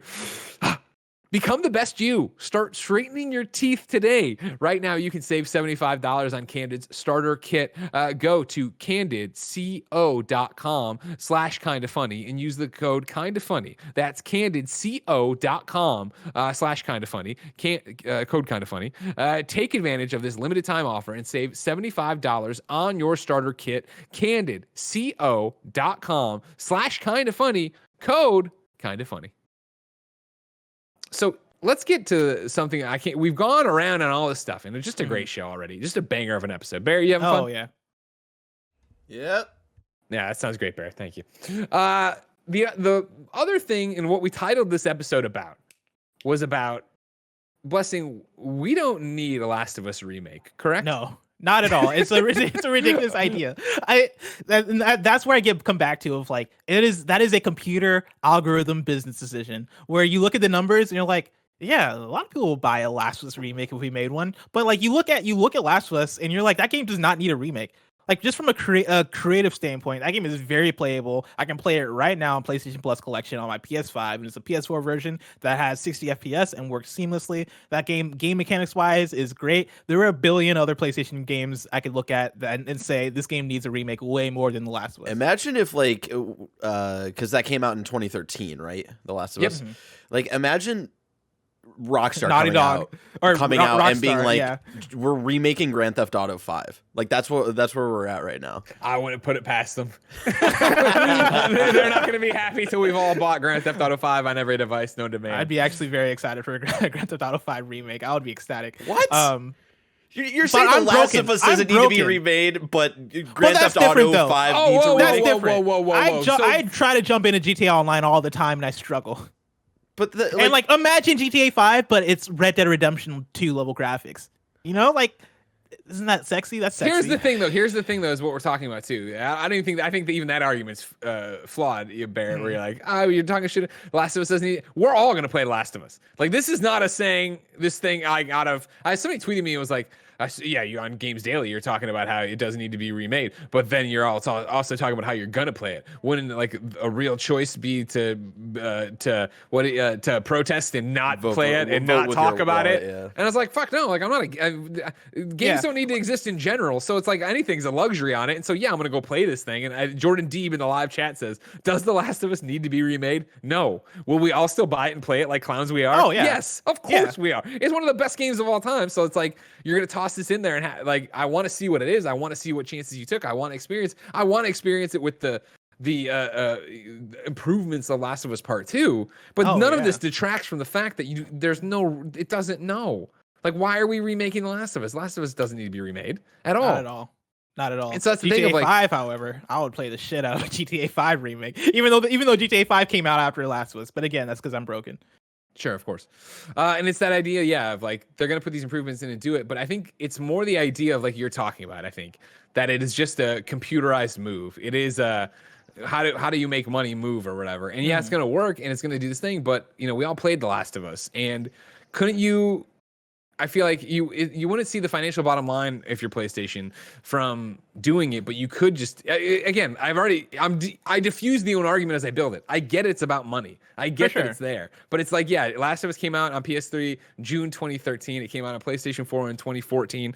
Since then, there's been updates. There's been 60 frames per second patches on PS5. Like the game runs and looks great already. Like I feel like you could just bundle them together and get people to buy it that way.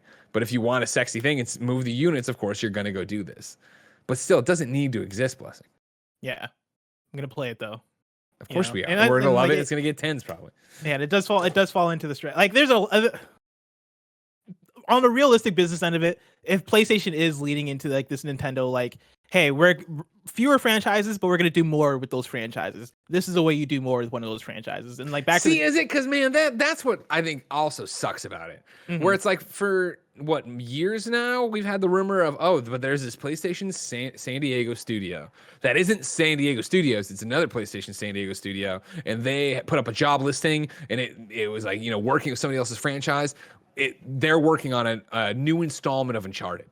They're gonna and remember we'd sit here and be like, oh man, maybe it'll be Chloe, maybe it'll be spoiler for the end of Uncharted 4, spoilers for the end of maybe it'll be Nathan and Elena's kid, maybe it'll be any of these kind of things. And so to find out that like no, it was going to be a remake of Uncharted, and then in fact it's actually a remake of Last of Us. It's like, oh, that sucks. Like if you were to tell me, hey, there's a new studio and they're doing new things in the Uncharted and Last of Us universes, I'd be infinitely more excited than I am for remakes of it. I would love to see, another story in The Last of Us that isn't about the Fireflies, isn't about Ellie, it isn't about any of that stuff. It's happening in a completely different part of the country, and it doesn't intersect with that at all. It's just, and granted, I know zombies are played out for so many people, but I'm saying that is more exciting, I feel, than a known quantity of getting another game. Even like, I went by in chat of like, what they should really do is remake Golden Abyss, and it's like, don't even do that. Just have somebody make a new Uncharted game, and if it has a new protagonist, because it was the end of Nate's story, right? I mean, like, it seemed like Ben was gonna do that from Jason Schreier's story, but they just didn't want to really. Yeah, exactly. Yeah, but I'm talking, like, I don't know, like I'd rather it be new than old, I guess. But I feel that. Nika Ash writes in to patreon.com/kindoffunnygames and is also in the live chat and says, accepting that The Last of Us Remastered 2 and The Last of Us 2 Remastered are happening, what do you want to see from it? Personally, I would just want to see graphical updates bringing it up to the level of the second game, as I feel a bit of a disconnect between the two games due to the massive graphical jump. Maybe giving us a dodge button too. Plus, we're both going to play Last of Us Remastered, or The Last of Us Remake. The Last of Us Remake. All right, I'm making a lot of jokes here, screwing me up. What do you want out of it? Do you want to see changes to things, or do you want it to be as faithful as possible? I want it to be faithful as possible. That's my thing. That's the thing that becomes tough, because I've talked about this also with the Last of Us TV show that they're making, where any deviation from the original game in the original story is going to make me go, oh, that's different. Oh, why'd they make that choice? Oh, I don't like the first 15 minutes of The Last of Us are perfect. Why would you change that? Oh, the X, Y, and Z. And so for me, in terms of the TV show, the thing that'll probably bring me into the TV show is if they do make it feel as separate from the Last of Us game as possible, so I'm not judging it as hard, right? Like making those comparisons all the time. For a remake of the game, I guess what I would want is for it to be, in terms of dialogue and story moments, I'd want it to be 1-for-1, and then the places where you polish it up and change it are, one, in the graphics department, make it look on par with The Last of Us Part 2, and then also make the game play exactly like Last of Us Part 2, because I think The Last of Us Part 2 plays better than Last of Us 1. It is 100%. The combat is so good, the stealth is so good. Like when we reviewed Last of Us Part 2, we compared it a lot to something like Hotline Miami in the way that the combat works and comes together. And I think, I forget who, it might have been Tim, it might have been you, it might have been multiple of us that were like, oh yeah, this is on par with Metal Gear Solid 5 even, which I don't know if I agree with, but I think there is something there in terms of how good the stealth and good the gameplay and how good that stuff all comes together in that game. And so make Last of Us 1 play like that, but then leave everything else alone in terms of characters and dialogue and all that stuff. So you and I are stupid, and so this is a tough question. But for this remake, do you think they're gonna re-bring in Troy and Ashley to like do all the scenes again, or can they use the original stuff with the new graphics on it? They could use the original stuff. You think so? Wouldn't they lose like facials? They don't have the facial animation technology. Oh, you're right. It's changed so drastically. Like I'm pretty sure it's just an easy drag and drop. You know what I'm saying, Greg? Game development is so fucking you like easy. Put on PlayStation 5 filter, done. Yeah, exactly. Yeah, I don't know, because like I mean, T1X were the ones originally working on, or no, T1X is the name of the project. That's the project. Mumbar's team was the one that was originally working on this, and I don't imagine they have the level of performance capture that Naughty Dog in-house does. Yeah. And so when Naughty Dog takes over that project, do they go, all right, let's start from the ground up, actually do the work to facial capture, do the work to bring this up to par, or do they go, let's pick up from where they left off, and it is what it is, and we're gonna either.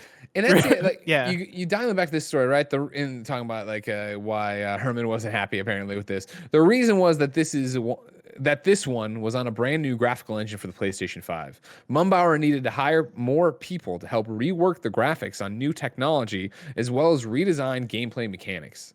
Like, I'm a stupid moron, as you know, and like I also said, I'm totally a clown. I'm going to buy this no matter what. The thing about it here is like this also then starts to sound like they're Frankensteining this thing. So it's like they're more people to rework the graphics. Okay, so you are probably using the same cutscenes and stuff, performances, and we're putting them through that. Okay, but then new technology to redesign gameplay mechanics. So it's like, are we just using the same cutscenes, and will they be super obvious that they're not like from the they haven't been made in the same time period as the other thing? As you throw it into here, and then so it's just going to be the same game, but it's going to be expanded. And like I know it's a remake, but remakes can mean whatever the hell you want them to mean these days. Yeah, I don't know. Like the part of the story, part of Jason's story makes it sound like they're trying to lead into The Last of Us Part 2 of it, from what the vision is. And if that's the case, then Frankensteining it is a good way of putting it, because you would need to really go in and probably redo all that shit in terms of capture and all that stuff. And we're once again speaking to reasons why this doesn't need to exist. The Last of Us does not need a remake. But if you're gonna do it, I think you do it fully and just start from the ground up, and like get that capture again, retake the lines maybe even, and make it weird. Make it Final Fantasy VII Remake weird, where like the timeline starts splitting, and then you bring in all the weird ghosts that are trying to fix the timeline, and like just get fucking weird with The Last of Us. And keep in mind that's the other thing about it, right? Where it's like they can't do any of that. Like you can't, because this isn't they're talking about it wanting to be packaged in Jason's article, which maybe not 100% accurate, but like the idea of packaging Last of Us Remake and Last of Us Part 2 together. So it's not like we have to have the same story beats and the same thing to get you to it's not like they can pull a red herring and do something different that then totally fucks up The Last of Us Part 2 picking up or what happened there. And granted, I mean that you can play a little bit with like characters like Henry or whatever, like what happens to them, or we'll go there. But like it's not like anything major is going to change. The thing that gets me a little bit hype is these aren't really spoilers for The Last of Us Part 2, but if for some reason you're like, I'm blackout for The Last of Us Part 2 and I don't want to hear anything about it, then maybe I won't play Last of Us Part 2, and I'll play The Last of Us Remake. But there are like moments here and there in The Last of Us Part 2 where they flash back to previous events, and thinking about how a Last of Us 1 remake could look if it does look like those flashbacks. Hell yeah. That does sound pretty hype. That sounds super dope. To be clear, I have no doubt this game will be phenomenal and will play amazingly and will be beautiful and I will love it and all this different stuff. It's just like, I know so many people are like, oh, Greg, even if they're working on it and they're doing the stuff now, like you're not going to get it till maybe 2023, and that's going to be 10 years out from Last of Us. So like, but it's still like, sure, but like that doesn't really matter. Like I put it in here, right? Like Final Fantasy VII, 1997, then remade in 2020 in a completely different way, right? Like something out there. Oh yeah, and I'm sure people are gonna probably shout out Demon Souls, which came out in like 2009, I want to say, and the Blue Point remake of it came out in 2020. And so like that has probably a similar-ish time frame, both from the PS3 era. The argument I would give to that is The Last of Us is one of the best looking games of the PS3 era, and again, still holds up when you look at the remaster and all this. Even stuff. there, Demon Souls was left to the PS3, and it also skipped an entire generation. You know what I mean? That's the other thing about it, right? And I know Last of Us PS3 game. Sure, but how many people played Last of Us Remastered on PS4? How many people played it, in the run-up to Last of Us Part 2? How many people, it's not like this game has been on ice, nothing happening to it. And that's great that, Naughty Dog has continued to patch it. And it was Corey Cudney, I read a tweet of his on Games Daily that was like detailing like the fact that, like 6 months ago it got this patch and then the loading times are cut down really drastically. Like, I just feel like The Last of Us Part 1 hasn't really left the collective mindset, or people haven't had a chance to play it. And that's the other thing, is the accessibility to it, where Demon's Souls was a PS3 game, right? So it was like, how are you playing that? Where are you getting that game? And how are you getting into it? And granted, I know throughout the years things have changed, but it's still not as accessible as The Last of Us Part 1 is. You could go play that at any point you wanted to. And so it's this weird argument of like, again, like I talked about during the initial news on Friday, that, I'm sure they look at the success of The Witcher when The Witcher series was airing and Witcher 3 saw some of its best downloads and stuff like that. It's like, I feel like you put together a Last of Us PS5 bundle that is The Last of Us Remastered and it is Last of Us Part 2, and you put it in and you give it a cool skin there for The Last of Us, and you put that out at the same time as the TV show, and it's easy for people to walk in the store and buy it. Mm-hmm. You're good to go. But I also understand that, of course, I wouldn't buy Last of Us again, right? So then this is a way to get people like me to do that, and people who are into the show. You would buy The Last of Us Part 2 remastered. Would for PS5? You would, yeah. Like it. Last of Us Part 2 remastered. Yeah, for PS5. You would buy that, and like if this is going to go the way that it was set up in the story, right, where it would be packaged in with The Last of Us Part 2, then like we're getting it anyway. Like you don't need to remake it. Just quote unquote remaster it again. I don't know what you do at this point. Add ray tracing. I don't know, but like you package it in a version of The Last of Us 1 in with The Last of Us Part 2 remastered. People are buying that shit anyway. You do the stuff like what Insomniac's been doing, where you give like a 60 frames per second ray tracing mode with with the scaling. The only thing with ray tracing is like that. You're going in and like putting in work if you're adding ray tracing to the game anyway. But still, I assume that would be easier than to remake it again to make it look like Last of Us Part 2 or do whatever you're going to do to it. Blessing, what games would you rather see remade than The Last of Us? Oh God, I mean, the easy answer would be Metal Gear Solid. Fuck yes, that is the thing. And that's cracked my shit up too, because I'm here like 2013 it came out. Let me talk about blah blah, and then I went and did got it all written down. Like Metal Gear Solid originally released 1998. Metal Gear Solid: The Twin Stakes 2004. 6 years. Oh, damn it! If I can write screwing up my entire argument here. God damn. But yes, god damn, please come on, go to Konami, cut them the check. PlayStation, get Metal, and like this has got to be the thing where this. I'd love to know where this conversation is at, because clearly this conversation is happening with PlayStation, because this literally fits their MO for what they're talking about. Of like, cool, let's remake our games, or let's just double down on these AAA giant games that are going to be rad and we know will sell.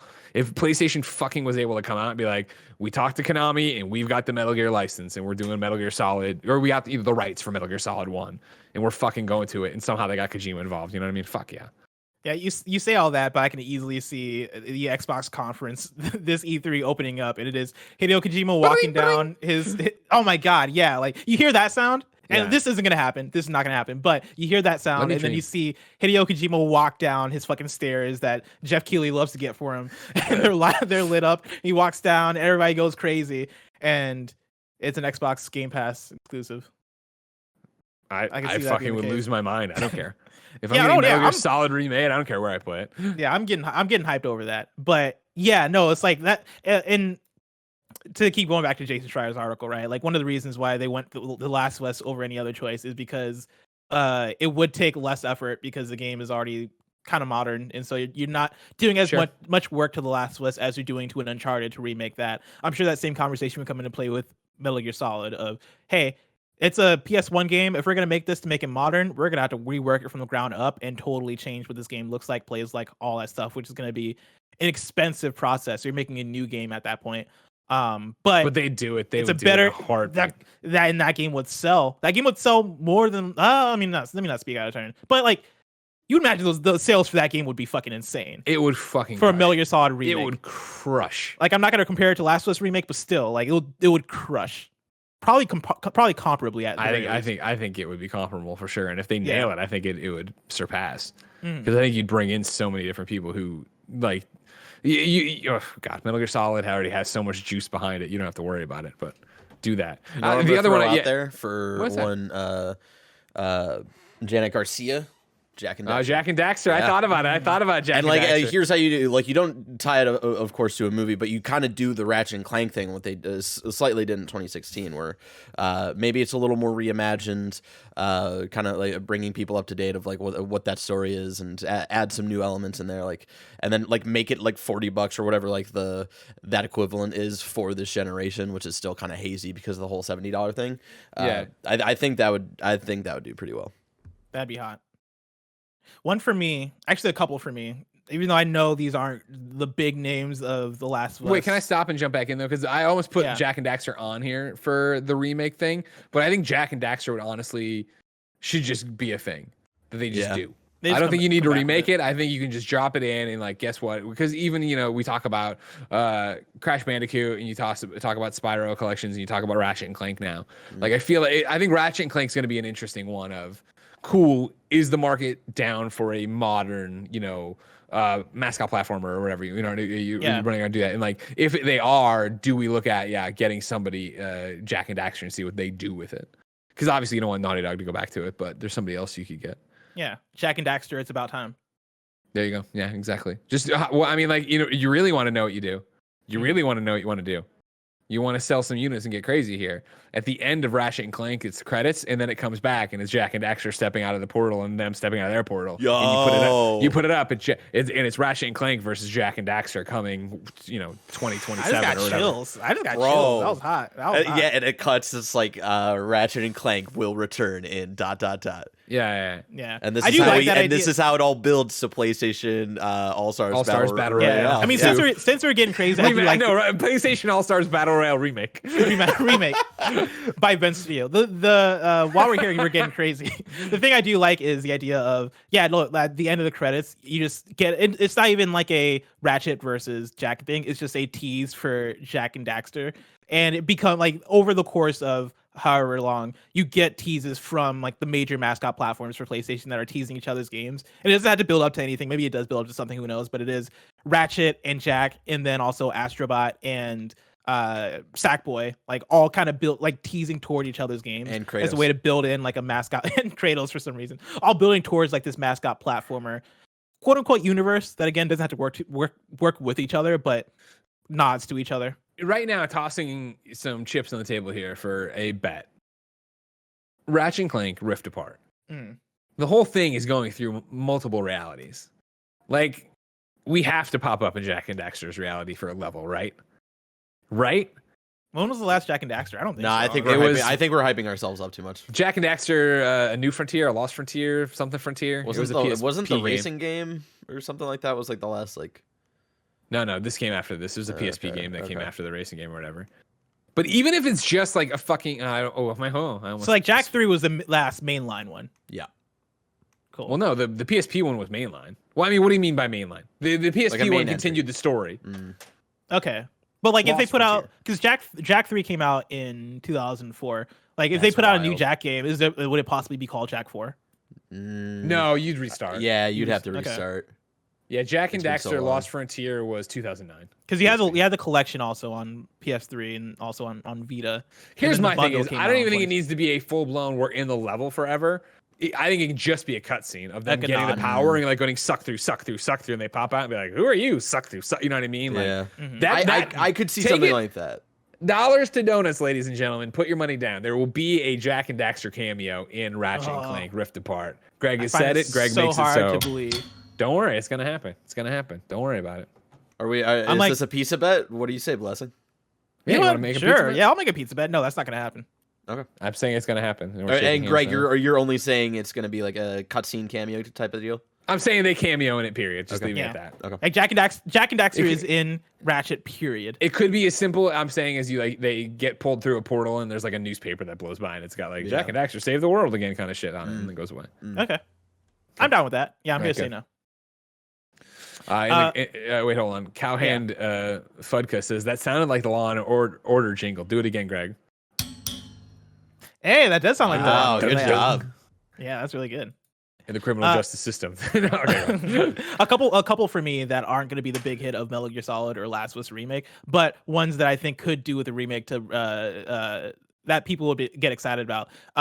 Dark Cloud, I think would be fun to remake. I think I keep talking about it, but I think that game would translate really well nowadays when you talk about what the gameplay of that game is. Like, it is you're going through in this through dungeons. It's a dungeon crawler. You're doing combat. You're taking in materials to then build out a city like an Animal Crossing or something. And like Dark Cloud, it's not hardcore Animal Crossing where you're going continuously with it, but you are building a city and meeting characters. And I think if they wanted to, they could implement some of those Animal Crossing-ish elements to it, where you're returning daily and checking up on people and continuing to build. Sure.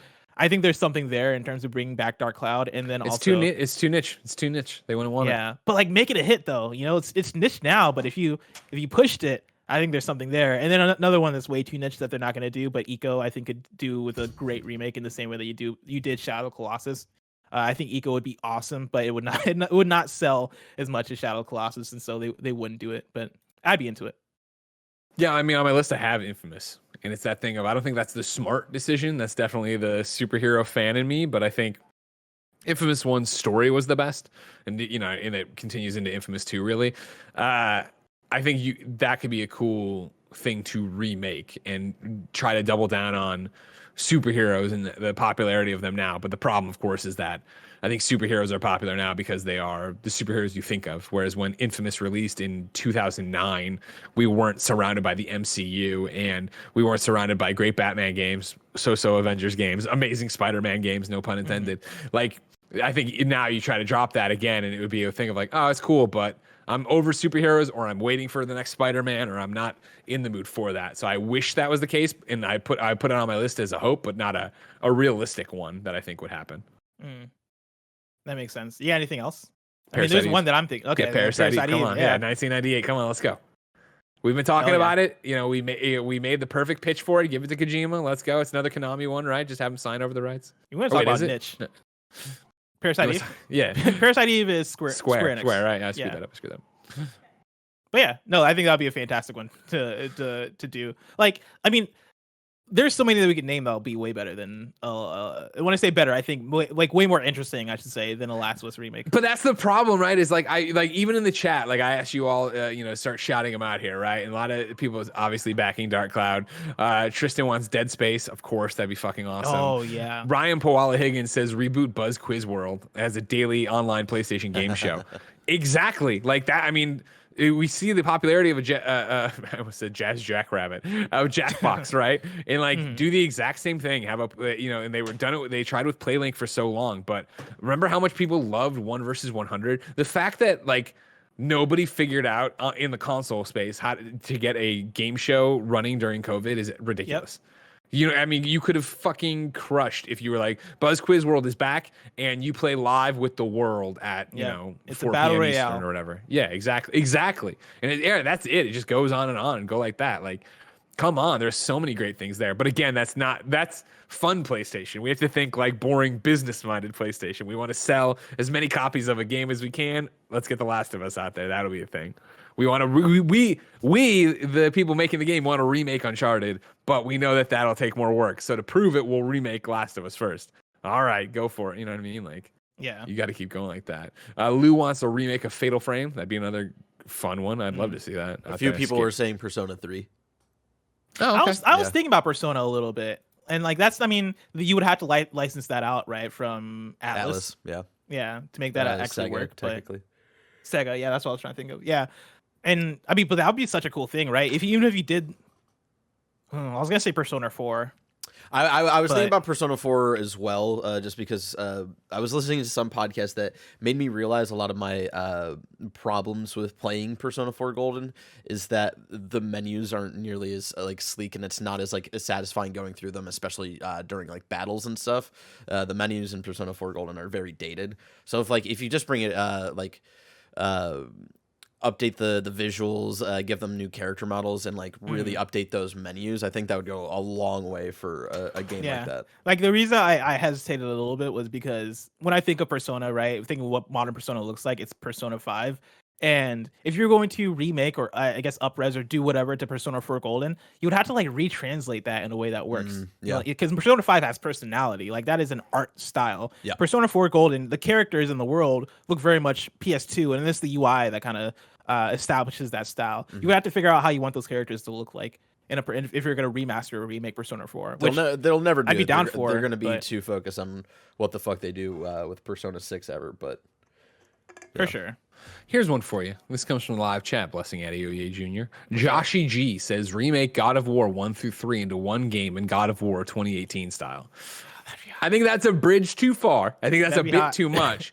But remaking God of War, the God of War 1, like the PS1 God of War, right, actually is a pretty smart idea. And it actually fits with what we're talking about here.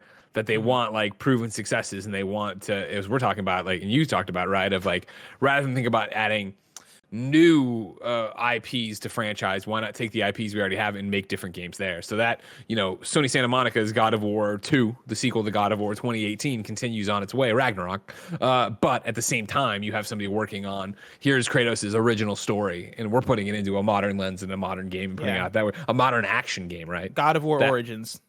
Exactly. That's what we need. That's what we need. God of War Blackgate. You know what I mean? Just have them out there. But yeah, that's an interesting take on it too. Yeah, that actually would be really hype if that was an announcement. Like if that was the leak, I'd be like, okay, let's fucking go. That sounds really hype. I hope that actually comes to fruition. That's really smart. Damn. Blessing, this has been a fantastic show just talking about this one thing. It has been. It's funny what happens when the news breaks in time for this show rather than right after this show, and then it's like a week old by the time we get here, and we're like, whatever. Yeah. Let's talk about Ratchet and Clank. What news do you think is going to break tomorrow after we post the show, or maybe even before we post Tonight? The show? Honestly, it'll be tonight when we're wrapped up here. That's when they'll announce Sean Layden's coming back. Whoa, he's back. Yeah, he's like they're gonna be like, we saw your comments on Friday about this, and we've announced we brought Sean Layden back. And also we're reworking PS Now to actually be a competitor to Game Pass. There you go. Yeah, we're taking PlayStation Now. We're roping it into PlayStation Plus. That's if you already have PlayStation Plus, exciting things to talk about next week, guys. Really exciting. That would have made such a great headline for this episode. Yeah, I know. Bless, why don't you hit me with some PlayStation updates? Yeah, so we actually talked about most of it, right? PlayStation's going mobile, which you touched on already, and then also, I had as a headline, is PlayStation losing Kojima to Xbox, because that was big news, or like a big rumor that spurred up last week about how it seems like they're in talks to put out an exclusive Kojima game on the Xbox platforms, which would be fascinating. The one we haven't talked about, well, actually, before I get to the one we haven't talked about, do you have anything that you want to state on those two? Or you feel good? Do you feel comfortable? I feel comfortable. The PlayStation Mobile thing we talked about up there, and it'll be interesting to see what happens. I remember, of course, 2012. Yeah, 2012, when PlayStation Mobile got announced at PlayStation's E3 conference. And I was on IGN shows being like, listen, it's probably nothing, but this could be the most important announcement of E3. That if they're taking mobile gaming seriously, and they're going to do, and of course, PlayStation Mobile shut down, years later, and nothing happened. So like, even here, it's like, all right, whatever, PlayStation Studios hiring head of mobile, like, good on you, good luck to you. I'm looking forward to, the gem matching God of War game or whatever the hell it'll be. Who knows what it'll actually be. What was that? Oh my god. Wait, who's that coming from? Syria's rising up. Greg, get out. Something's happening with my podcast, and it started playing, I think, the Xcast right here. Paris Lily. Shit. Paris Lily and hacking Gary into Witta, Snowbike Mike invading our podcast, talk about their stuff. Get out of here. Nobody cares. What they heard us talk about Hideo Hideo Kojima coming to Xbox, and they're like, "Oh, get in their conversation. We gotta get in there." right? It makes me sick to my stomach. Beyond that, yeah, the Kojima thing's exciting. Like, I would love to see what that partnership looks like. Obviously, I want to play whatever game he's going to put out. So if it's Phil Spencer dumping a dump truck full of money on him, seeing whatever weird shit he wants to go for it. Yeah. I feel like it's kind of a lost opportunity for PlayStation, though. Like the article I pulled from for that story was going to be one from Richard Warren at, I don't know what website because I didn't put it here, but they're basically talking about. I think he's The Verge, isn't he? Isn't Richard Warren The Verge? I'm typing in the Game Rant. It was Game Rant. I was close.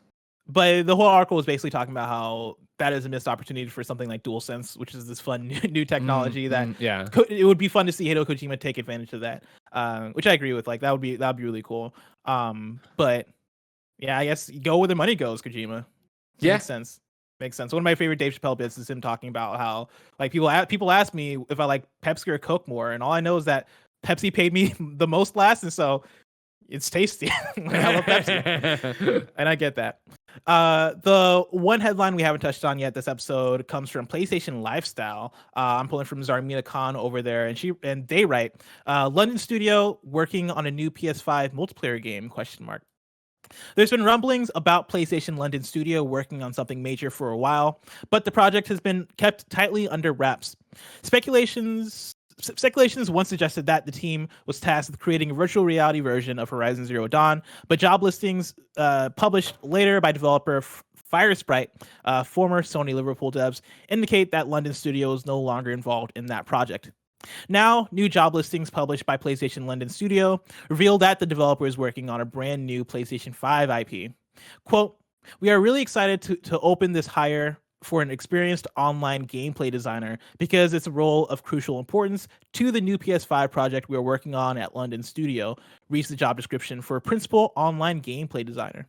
Quote, "We want you to be leading a light we want you to be a leading light for multiplayer gameplay in the team, bringing knowledge, experience, and a passion for online multiplayer gaming to the team. You'll be directly responsible for the development of gameplay mechanics and systems, working with technical, mission, and narrative design leads, as well as our fabulous gameplay code team," end quote. A separate advertisement for a lead VFX artist states that London Studio is seeking someone with, quote, "an excellent industry experience working within VFX on published AAA console titles for a brand new next-gen IP," end quote. Back in March, London Studio claimed that its next game has huge potential and it's currently working to deliver a top quality game. Does that get you excited, Greg Miller? The getaway's back. Bring back the getaway. And it's multiplayer. Oh, I mean, that could work, right? You're over the. I love GTA Online. I love dressing up and getting in my Lamborghini and driving around. That's what you love doing all the time. That's awesome. Yes, no. I believe in the pedigree of London Studio. Obviously, I think they do great stuff. I was excited to see more of what they would do with VR after, obviously, Blood and Truth. But I think I'd also like to see, with all due respect to PlayStation VR, their games get played by more people. And again, as we see PlayStation pivoting to try to be, hey, all our first parties are working on really great stuff that has a future, it gets me excited, of them doing this. What does it mean? You know what I mean? Like, it's interesting because they're talking about multiplayer, and you and I have talked at length on these shows about, like, PlayStation doesn't have, like, a multiplayer shooter anymore, right? When you think of a Resistance or a Killzone or even something like Warhawk.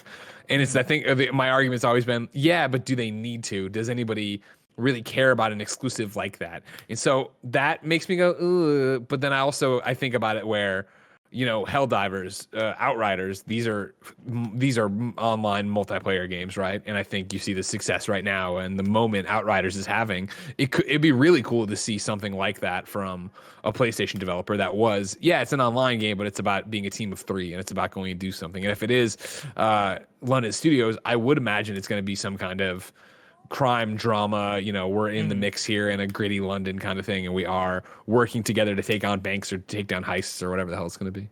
Do you think it's not going to be VR? Because they're coming off of Blood and Truth, which was a fantastic VR game, and we just got the announcement of PSVR 2, and so you imagine that PlayStation has to be working on some first-party stuff for that. But none of this sounds like VR inherently. And that's why I was saying I'm disappointed it's not VR, or at least not stated to be VR. It could be, it could very well be, but the fact that they're not calling out, we'd like you to have VR experience, tells me one of two things. Number one, it's not a VR game, so don't worry about it. Or number two, we don't want VR games put in their own box. You know what I mean? An excellent industry experience working within VFX on published AAA console titles, right? Like, for a brand new next gen IP, maybe it is exactly what we're talking about, but it is in VR, and they're trying to look outside of just the developers who think they're into VR to bring them in and be like, hey, listen, this isn't the way you've seen VR presented before, right? Like, we want you to write a story that the person is participating in, that they're active in, that their team of whatever 3 people is active in. That could be super cool. It would be, and different. Like, you figure, as much as I love Firewall 0 Hour, right? And me and Kevin always talk about that being one of our, like, holy shit moments of, we're playing this VR game multiplayer and it feels exactly like you'd expect it to.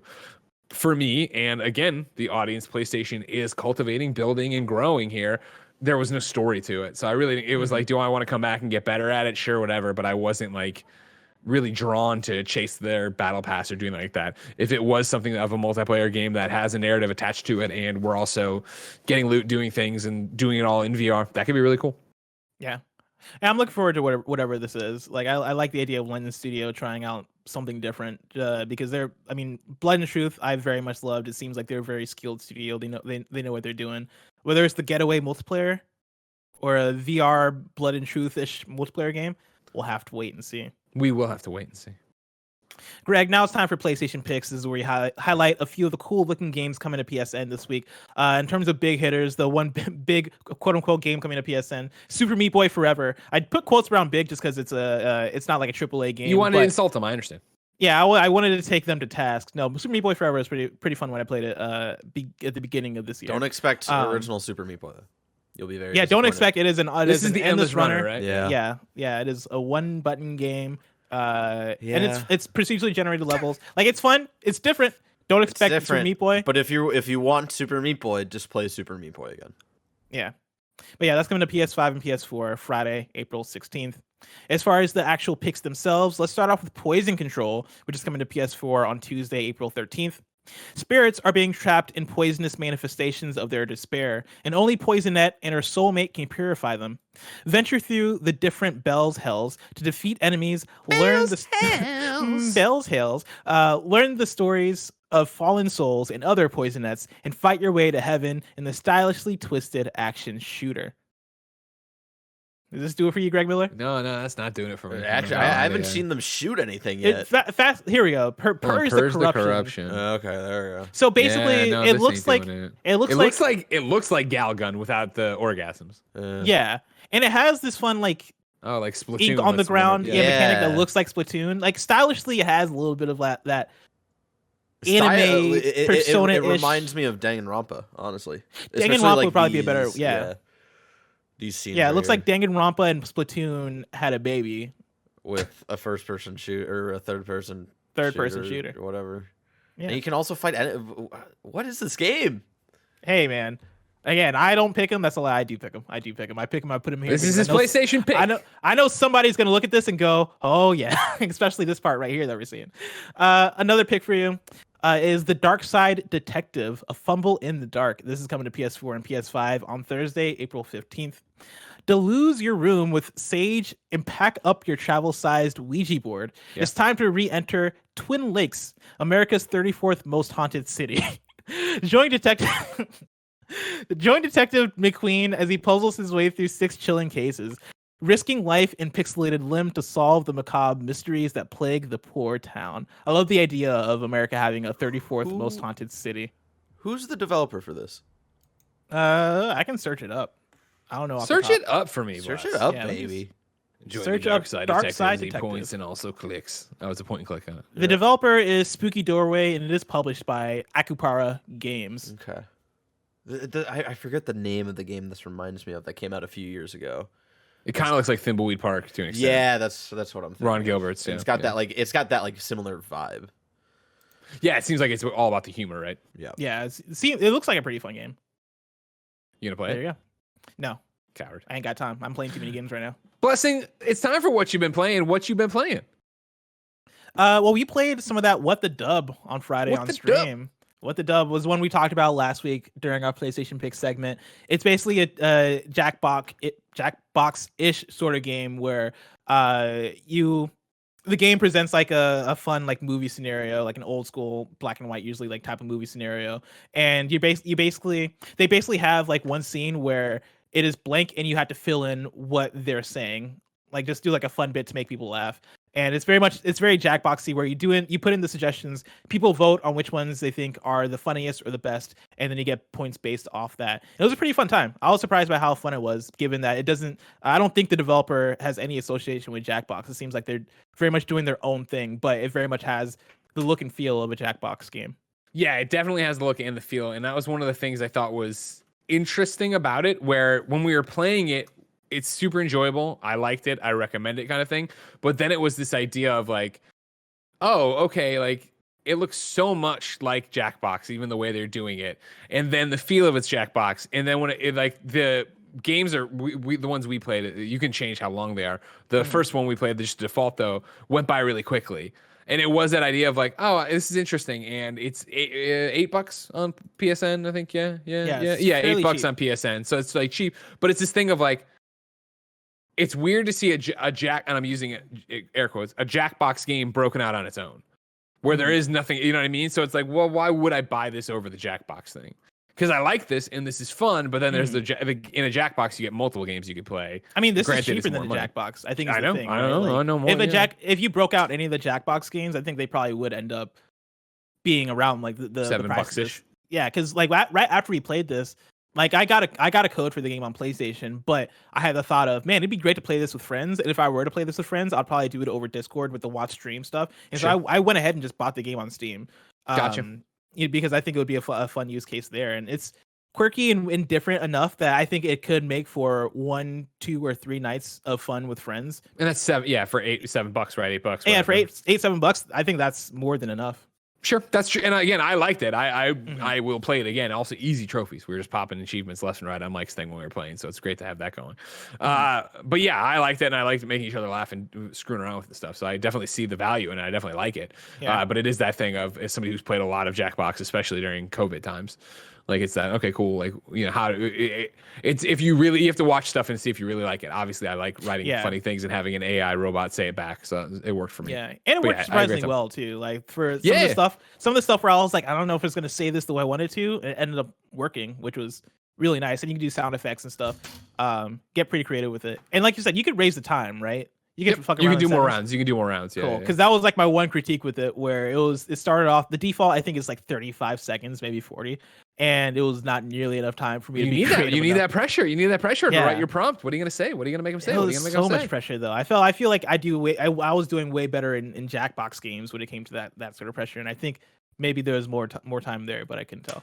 But yeah, fun time. I also played Outriders, finished Outriders. Hell yeah, you did. I did the thing. I was there for it. You and I beat it. World Tier 15, we beat that end boss. Yeah, the end boss. Yeah, it was crazy. I don't think that's ever been done before. No. I can't imagine anybody beating the end boss fight. In that game. What a horrible boss fight. Yeah, just that first wave where he's dropping the orbs all over the place. Like, what the hell? Ridiculous. And we ended up, so like I was on World Tier 9, bumped it down to World Tier 7, still having issues. Bumped it down to, I think, World Tier 5, still had issues, and was like, fuck it, I'm turning this down to World Tier 1, because I like Outriders, don't like it enough to suffer this way. And that was the same way when Mike and I were playing it for fun, but when I was trying to beat it for Gamescast, it was the same thing of like, all right, jumping in the night before, me and Mike are going to do this. I'm going to get to play some of the expeditions afterwards, see what that... And, like, me and Mike ran our heads into the wall, and I was like, fuck this, and just dial it down to 1. Like, I don't care. Yeah. Like, this is... And that's the fine line you walk with a boss fight or any game, but, like, for a boss fight in particular, of, like, making it challenging, but also making it fun. And this is the game, which has been great, I think, Outriders, but has been so much of... Talk shit with your friends. Everybody's skipping cutscenes. Oh, I'm gonna get some food. Hold on, I'm in my menus. All right, we lost, but it was because you were in your menus. Come back. We are getting our asses kicked. How can we figure out how to take down this room? All right, we got it because I need more health and yada yada yada. This one is just being, I'm a fucking dude, and there's these orbs everywhere that'll fuck you up. It's like, this isn't fun. And like you and me are talking about what to do, and it's like, there's no like easy way to get around this, or not. There's not even easy way. There's no clear. Here's what we should be doing. Here's how we should be running it. Like, I'm just trying to finish this and move on to the next part of the game. Yeah. And then lastly, I started playing Everhood, which is a game that, Imran talked about on. This is the spiritual successor, right? To it's a game that is trying to. I wouldn't say it's. This is the ripoff. This is the Undertale ripoff. Undertale-like, yeah, for sure. Undertale-like, yeah, it's Undertale-like for sure. It's not on PlayStation. I'm playing it on Switch, but I'm including it here to say bring it to PlayStation because it's so far a really fun game. I don't know. You had a segment here called, wasn't it the PTSB or something like that? Like bring it to PlayStation or whatever. Yeah, I tried to recall it. I thought it was like I think you like mentioned PSP, but whatever the thing was didn't actually work out to be Please, PSP. Sony, bring it to PlayStation or something like that. Because like I started off saying PETS, which is port everything to Switch. Yeah. And I try to rearrange that to PSP or no. It didn't work out. It didn't work then, and it doesn't work now. No, port to PlayStation would be P2P. We'll figure it out. Port stuff to PlayStation, and then you just don't put the T in there. PSP. Yeah. He's got you there. Just don't Oh, have to that's a decent idea. Anyway, anyway, how you liking Everhood so far? It's really fun. It's really fun. Basically, I mean, it's very much an Undertale like Yeah. from the style and the dialogue and the even the save points is like you guys wanted to make Undertale so bad. Yeah. But the way that it differs is that the combat, instead of doing like in Undertale, they have a fun bullet hell-ish thing that changes from fight to fight, and you're trying to either go pacifist or go on a murder spree, and that'll change how you fight in tackle situations. In this game, it's very much a rhythm game. And I say rhythm game in quotes because I don't feel like you have to have rhythm for this game. In fact, a lot of the attacks like, that you're Kevin dodging could possibly play this game. Yeah. In fact, if you're like me and you have too much rhythm, you might struggle with this game, like I was doing. Because basically you are on this Guitar Hero grid like thing. Barrett has it up here if you're watching on the video, and you're going left to right to try and dodge the incoming attacks. And the enemies that you're fighting are attacking to the beat, like they are attacking to a rhythm. But if you actually listen to the music and you're trying to like time your dodges are not timed at all to the music. Yeah, it does. It fucks with me too. It fucked with me so hard because I kept trying to be, oh shit, this looks cool. Fuck, I've not seen any of the this game shit. gets so weird. Like, did you get to the part where you have to fight these like weird, this like army of like little gnomes or whatever? Yes. And then like everything gets Yeah. all smeared on the fucking and it's Yeah. just like impossible to tell like where you're at, but it's supposed to be like this weird trip. Like I was thinking about it when I played like the first hour on one of my streams, and it's just like it is very Undertale like, but like Undertale I think had a good balance of like absolute weird versus charming. And I think like I would put it like 50-50 like weird and charming, whereas like so far for Everhood it's like 80% weird and 20% charming. Yeah. And not in a bad way. I Like feel that. I don't think it's like just because it has like lesser charm it's like bad or anything. It just, it gets so weird so fast. It's fascinating. Yeah. And I'm having such a great time with it so far. I like the combat stuff. I think that stuff is really fun, and it is very difficult at times, which is the thing I appreciate also because the game recommends you playing on hard, and so from the get go I've been playing on hard, and the first few combat sequences I've gotten into, I've found myself dying more than I'm used to this early in a game, and part of me is like, oh, should I turn it down to normal? But then the other part of me is like, nah, I dig this challenge. I'm gonna stick with it just because this is the recommended difficulty. And with that, I've been having a lot of fun with it. And yeah, the smear battle that Barrett brought up just now was like a fun, like, okay, I can see this game. I can see where I can see how this game is gonna get real weird. Yeah. Real quick. And so appreciate it. Bring it to PlayStation. I wish it was one of those things because like you're focusing so much on the battle. I wish I could.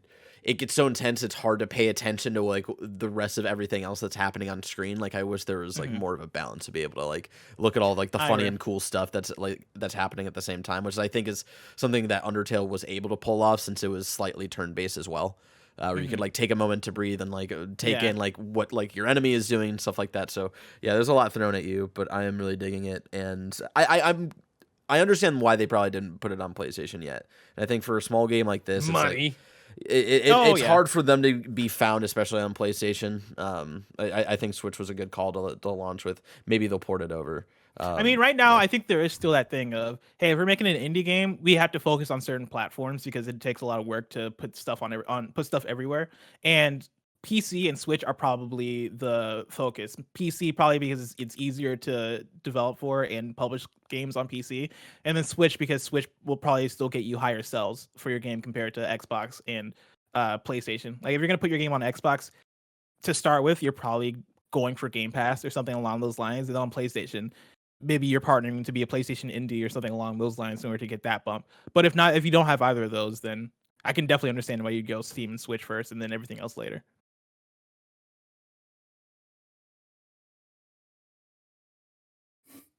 No, you God damn it, Wes. You laugh. They can hear it. They can hear you. I felt so bad because like it was so long that I was like, somebody definitely thinks they're fucking up. Like totally, somebody's that's the definitely point checking of the pregnant pause. They gotta. Oh God, but what happened? if I let it go too long, it's like, okay, now they're pressing the forward 30 button on their podcast app.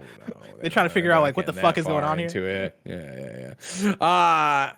Yeah, I played Outriders with you. I'm still playing Outriders. Still obsessed with Outriders. Still marching towards platinum, but I'm doing it in a very chip damage way, where I'm only playing, maybe an hour and a half at night, rather than these giant chunks. But I'm having a lot of fun, jumping in with people and just playing with them, helping them out, and then knocking off because one of them, I should have been paying more attention to. One of the trophies is get all the highest accolades you can for your class skills. So it's whatever it is, 1,000 people, 7,000 people or whatever with certain moves. And so it's I've been working on those, which is actually helpful to go back and play with lower level people and help them through their stuff, because then I can just slash through people and cut them up faster and do all that. Still having a great time with Outriders though, but I do think it's going to be an eventual abrupt stop. Okay. Where it's something comes and it's just going to be on to the next thing, and then I'll never think again. Because now that I've beaten the game, the thing that's left are the expeditions, and I had a great time when I played the expedition, that one expedition with you. Yeah. But beyond this, I'm like, okay, well, I don't really have a hard goal anymore with them, and so that's always a struggle with this kind of stuff.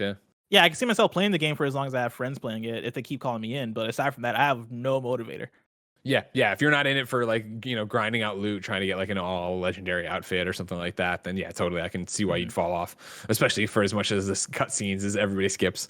I think it's more about if your friends are playing, then yeah, there's something to go through and getting a crew together to do that. So my hope is to keep chipping away at that platinum. Probably next week while I'm off, knock it out. But we'll see if it actually happens, because obviously, clock's ticking. Where's this Returnal? You know what I mean? We should have Returnal code at some point. I was thinking about that yesterday. I was streaming and somebody was like, "Oh yeah, how much are you looking forward to the Returnal?" And I was like, "Oh yeah, that's out soon, isn't it?" Then I looked at the date and I was like, "I might get that code soon. I might be jumping in that Returnal. Come on, Housemark. Sooner than later." Blessing. Greg. We have a segment here called #PS I love photo mode. It's where we give people an assignment. They go and take screen grabs of their games they're playing, and then they tweet them with the hashtag PS I love photo mode. When you do that, we go through, we pick runners up and winners, and we do them here. Last week, I picked Outriders, and I will tell you, it was a mistake. I apologize. Didn't know what to submit. There's no photo mode, so none of the photos are fantastic, and people are putting them in with comments this is the best I could do. Sorry, or whatever, right? So if you want to throw the first one, Barrett here. This is Alex McCollum doing his best, right? Since you can't do it, he got a screen grab of his pyromancer grabbing a guy with that fire tether, and then he put text over the top, says "Get over here." So he's doing a scorpion. That's good. That's what I'm talking about. There's no photo mode, so we have to make our own photo mode. That's what we need to do. That's good work there, Alex. I like where your head's at. The next one I had here is Daniel. You want to toss this one up, Barrett? Again, this is just a cutscene, but it looks cool. Your character there with the gun drawn, pointed stuff. You know what I mean? He wanted to keep his streak going. You did. You made it. And then, of course, ladies and gentlemen, your winner comes from Matt_736. Click on the first one. There it is. Look at that Iron Man armor from Avengers. Wait. Superior. Hey, I said do Outriders. A lot of you did Outriders. I'm very proud of you. But of course, I totally forgot, of course, superior Iron Man skin in Marvel's Avengers. So our friend here, Matt, said, I did not forget Greg. And he went and got the skin. And then he took this amazing photo of Tony Stark. Go back the other way. The other ones are fine. But this is the one that won it for it. No, go back the other way. Go back to superior Iron Man, Barrett. The first one. I wanted to show off these because these Spider-Man pictures were dope as hell too. But I'm telling you, he didn't win because of the Spider-Man photos. They are good photos. He broke multiple rules. First off, you're not supposed to submit multiple screenshots. Has that ever been established? Yeah. We established that after week one of doing it. We definitely established it, and we've stuck to that rule. But then secondly, this is not the game. This is the Outriders. Great job, Matt. Good job, Matt. No, but Matt understood. That's the thing. He wasn't shooting for where I was. He was shooting for where I was going, and that's the mark of a true hashtag PS we love photo mode winner. I love photo mode. I love photo mode winner. So Matt wins, and I'm sorry, I won't be picking from non. I'll try to. If a game I pick doesn't have a photo mode, I probably won't pick that game anymore because it's troublesome. Greg, I have written here in the doc hashtag PS I hate photo mode. Do you remember? I remember writing that down for a reason, but I don't recall why. I will let you know 100%. I do not know why that was there because that was my thing too. Is I saw it there and I was like, is Blessing gonna make a joke about something? And then it was like, I don't remember what it was. I don't remember what this was. I'm almost positive we made a joke about this last week, but I do not remember the joke. And so now that sounds like us. That's very much us. Here's the thing. I look up hashtag PS I hate photo mode on Twitter. One person tweeted a thing. Okay. One person did tweet out hashtag PS I hate photo mode, and they tagged us in it. And it's just a screenshot of Outriders, and that's it. And so we made the joke. Forgot what the joke was. It happens a lot. Maybe it was because there was no photo mode in Outriders, where we might have made the joke of I hate photo mode since there's no photo mode in this Since there's game. no I photo don't mode, know. That's my best guess right now. It could have been. I might have made the joke of take your worst screenshot, send it to us. I feel like that's a joke we'd make. That sounds up our alley. Yeah, in that terms sounds of something dumb. our kind of humor. Yeah. That we would totally forget Why about people 2 listen days to later. us. Yeah. But there you go. Thank you for the one person that tweeted out #PS. What are you picking for photo mode? PS I love photo mode next week. Disco Elysium. Since we're all Hey. playing it, I think that'd be a fun one to check out. Another game that I'm pretty sure doesn't have a photo mode, but a game that looks. I like the art style of the game, so I think you can maybe find some cool shots as you're playing through it for our #PS We Play. And if you can't, just tweet blessing pictures of Avengers. Oh, with the #PS I hate photo mode. You're gonna get there next week. You're gonna look at this. Why do I have so many Avengers photos? Yeah, it's like, PS I hate photo mode. You know? Yeah, this is gonna be great. It's gonna be a fun time when I look down the hashtag and be like, well, I don't get it. I don't get it. Why is Iron Man here? They're like 2 hours into a podcast, throwing out a reference you're trying to get yourself to remember a week later. Ladies and gentlemen, this has been another episode of PS I Love You XOXO. Remember, you can be part of the show at patreon.com/kindafunnygames, where you give us your questions, comments, concerns, everything under the PlayStation sun. Then, of course, you can tune in to watch us record the show live, just like so many of you have. Omega Buster, Joshy G, Indy Ronan, Game Jumper X. If you are sticking around here, great, you're already there. We're about to do the post show. Remember, every episode on patreon.com/kindafunnygames gets a post show. We're about to do that. So if you're watching later on youtube.com/kindafunnygames, listening in your car, we've of course put up the post show as an MP3 version as well on patreon.com/kindafunnygames. Head on over there, get the show, and have a good time. Blessing, until next time, play us out. Hell yeah.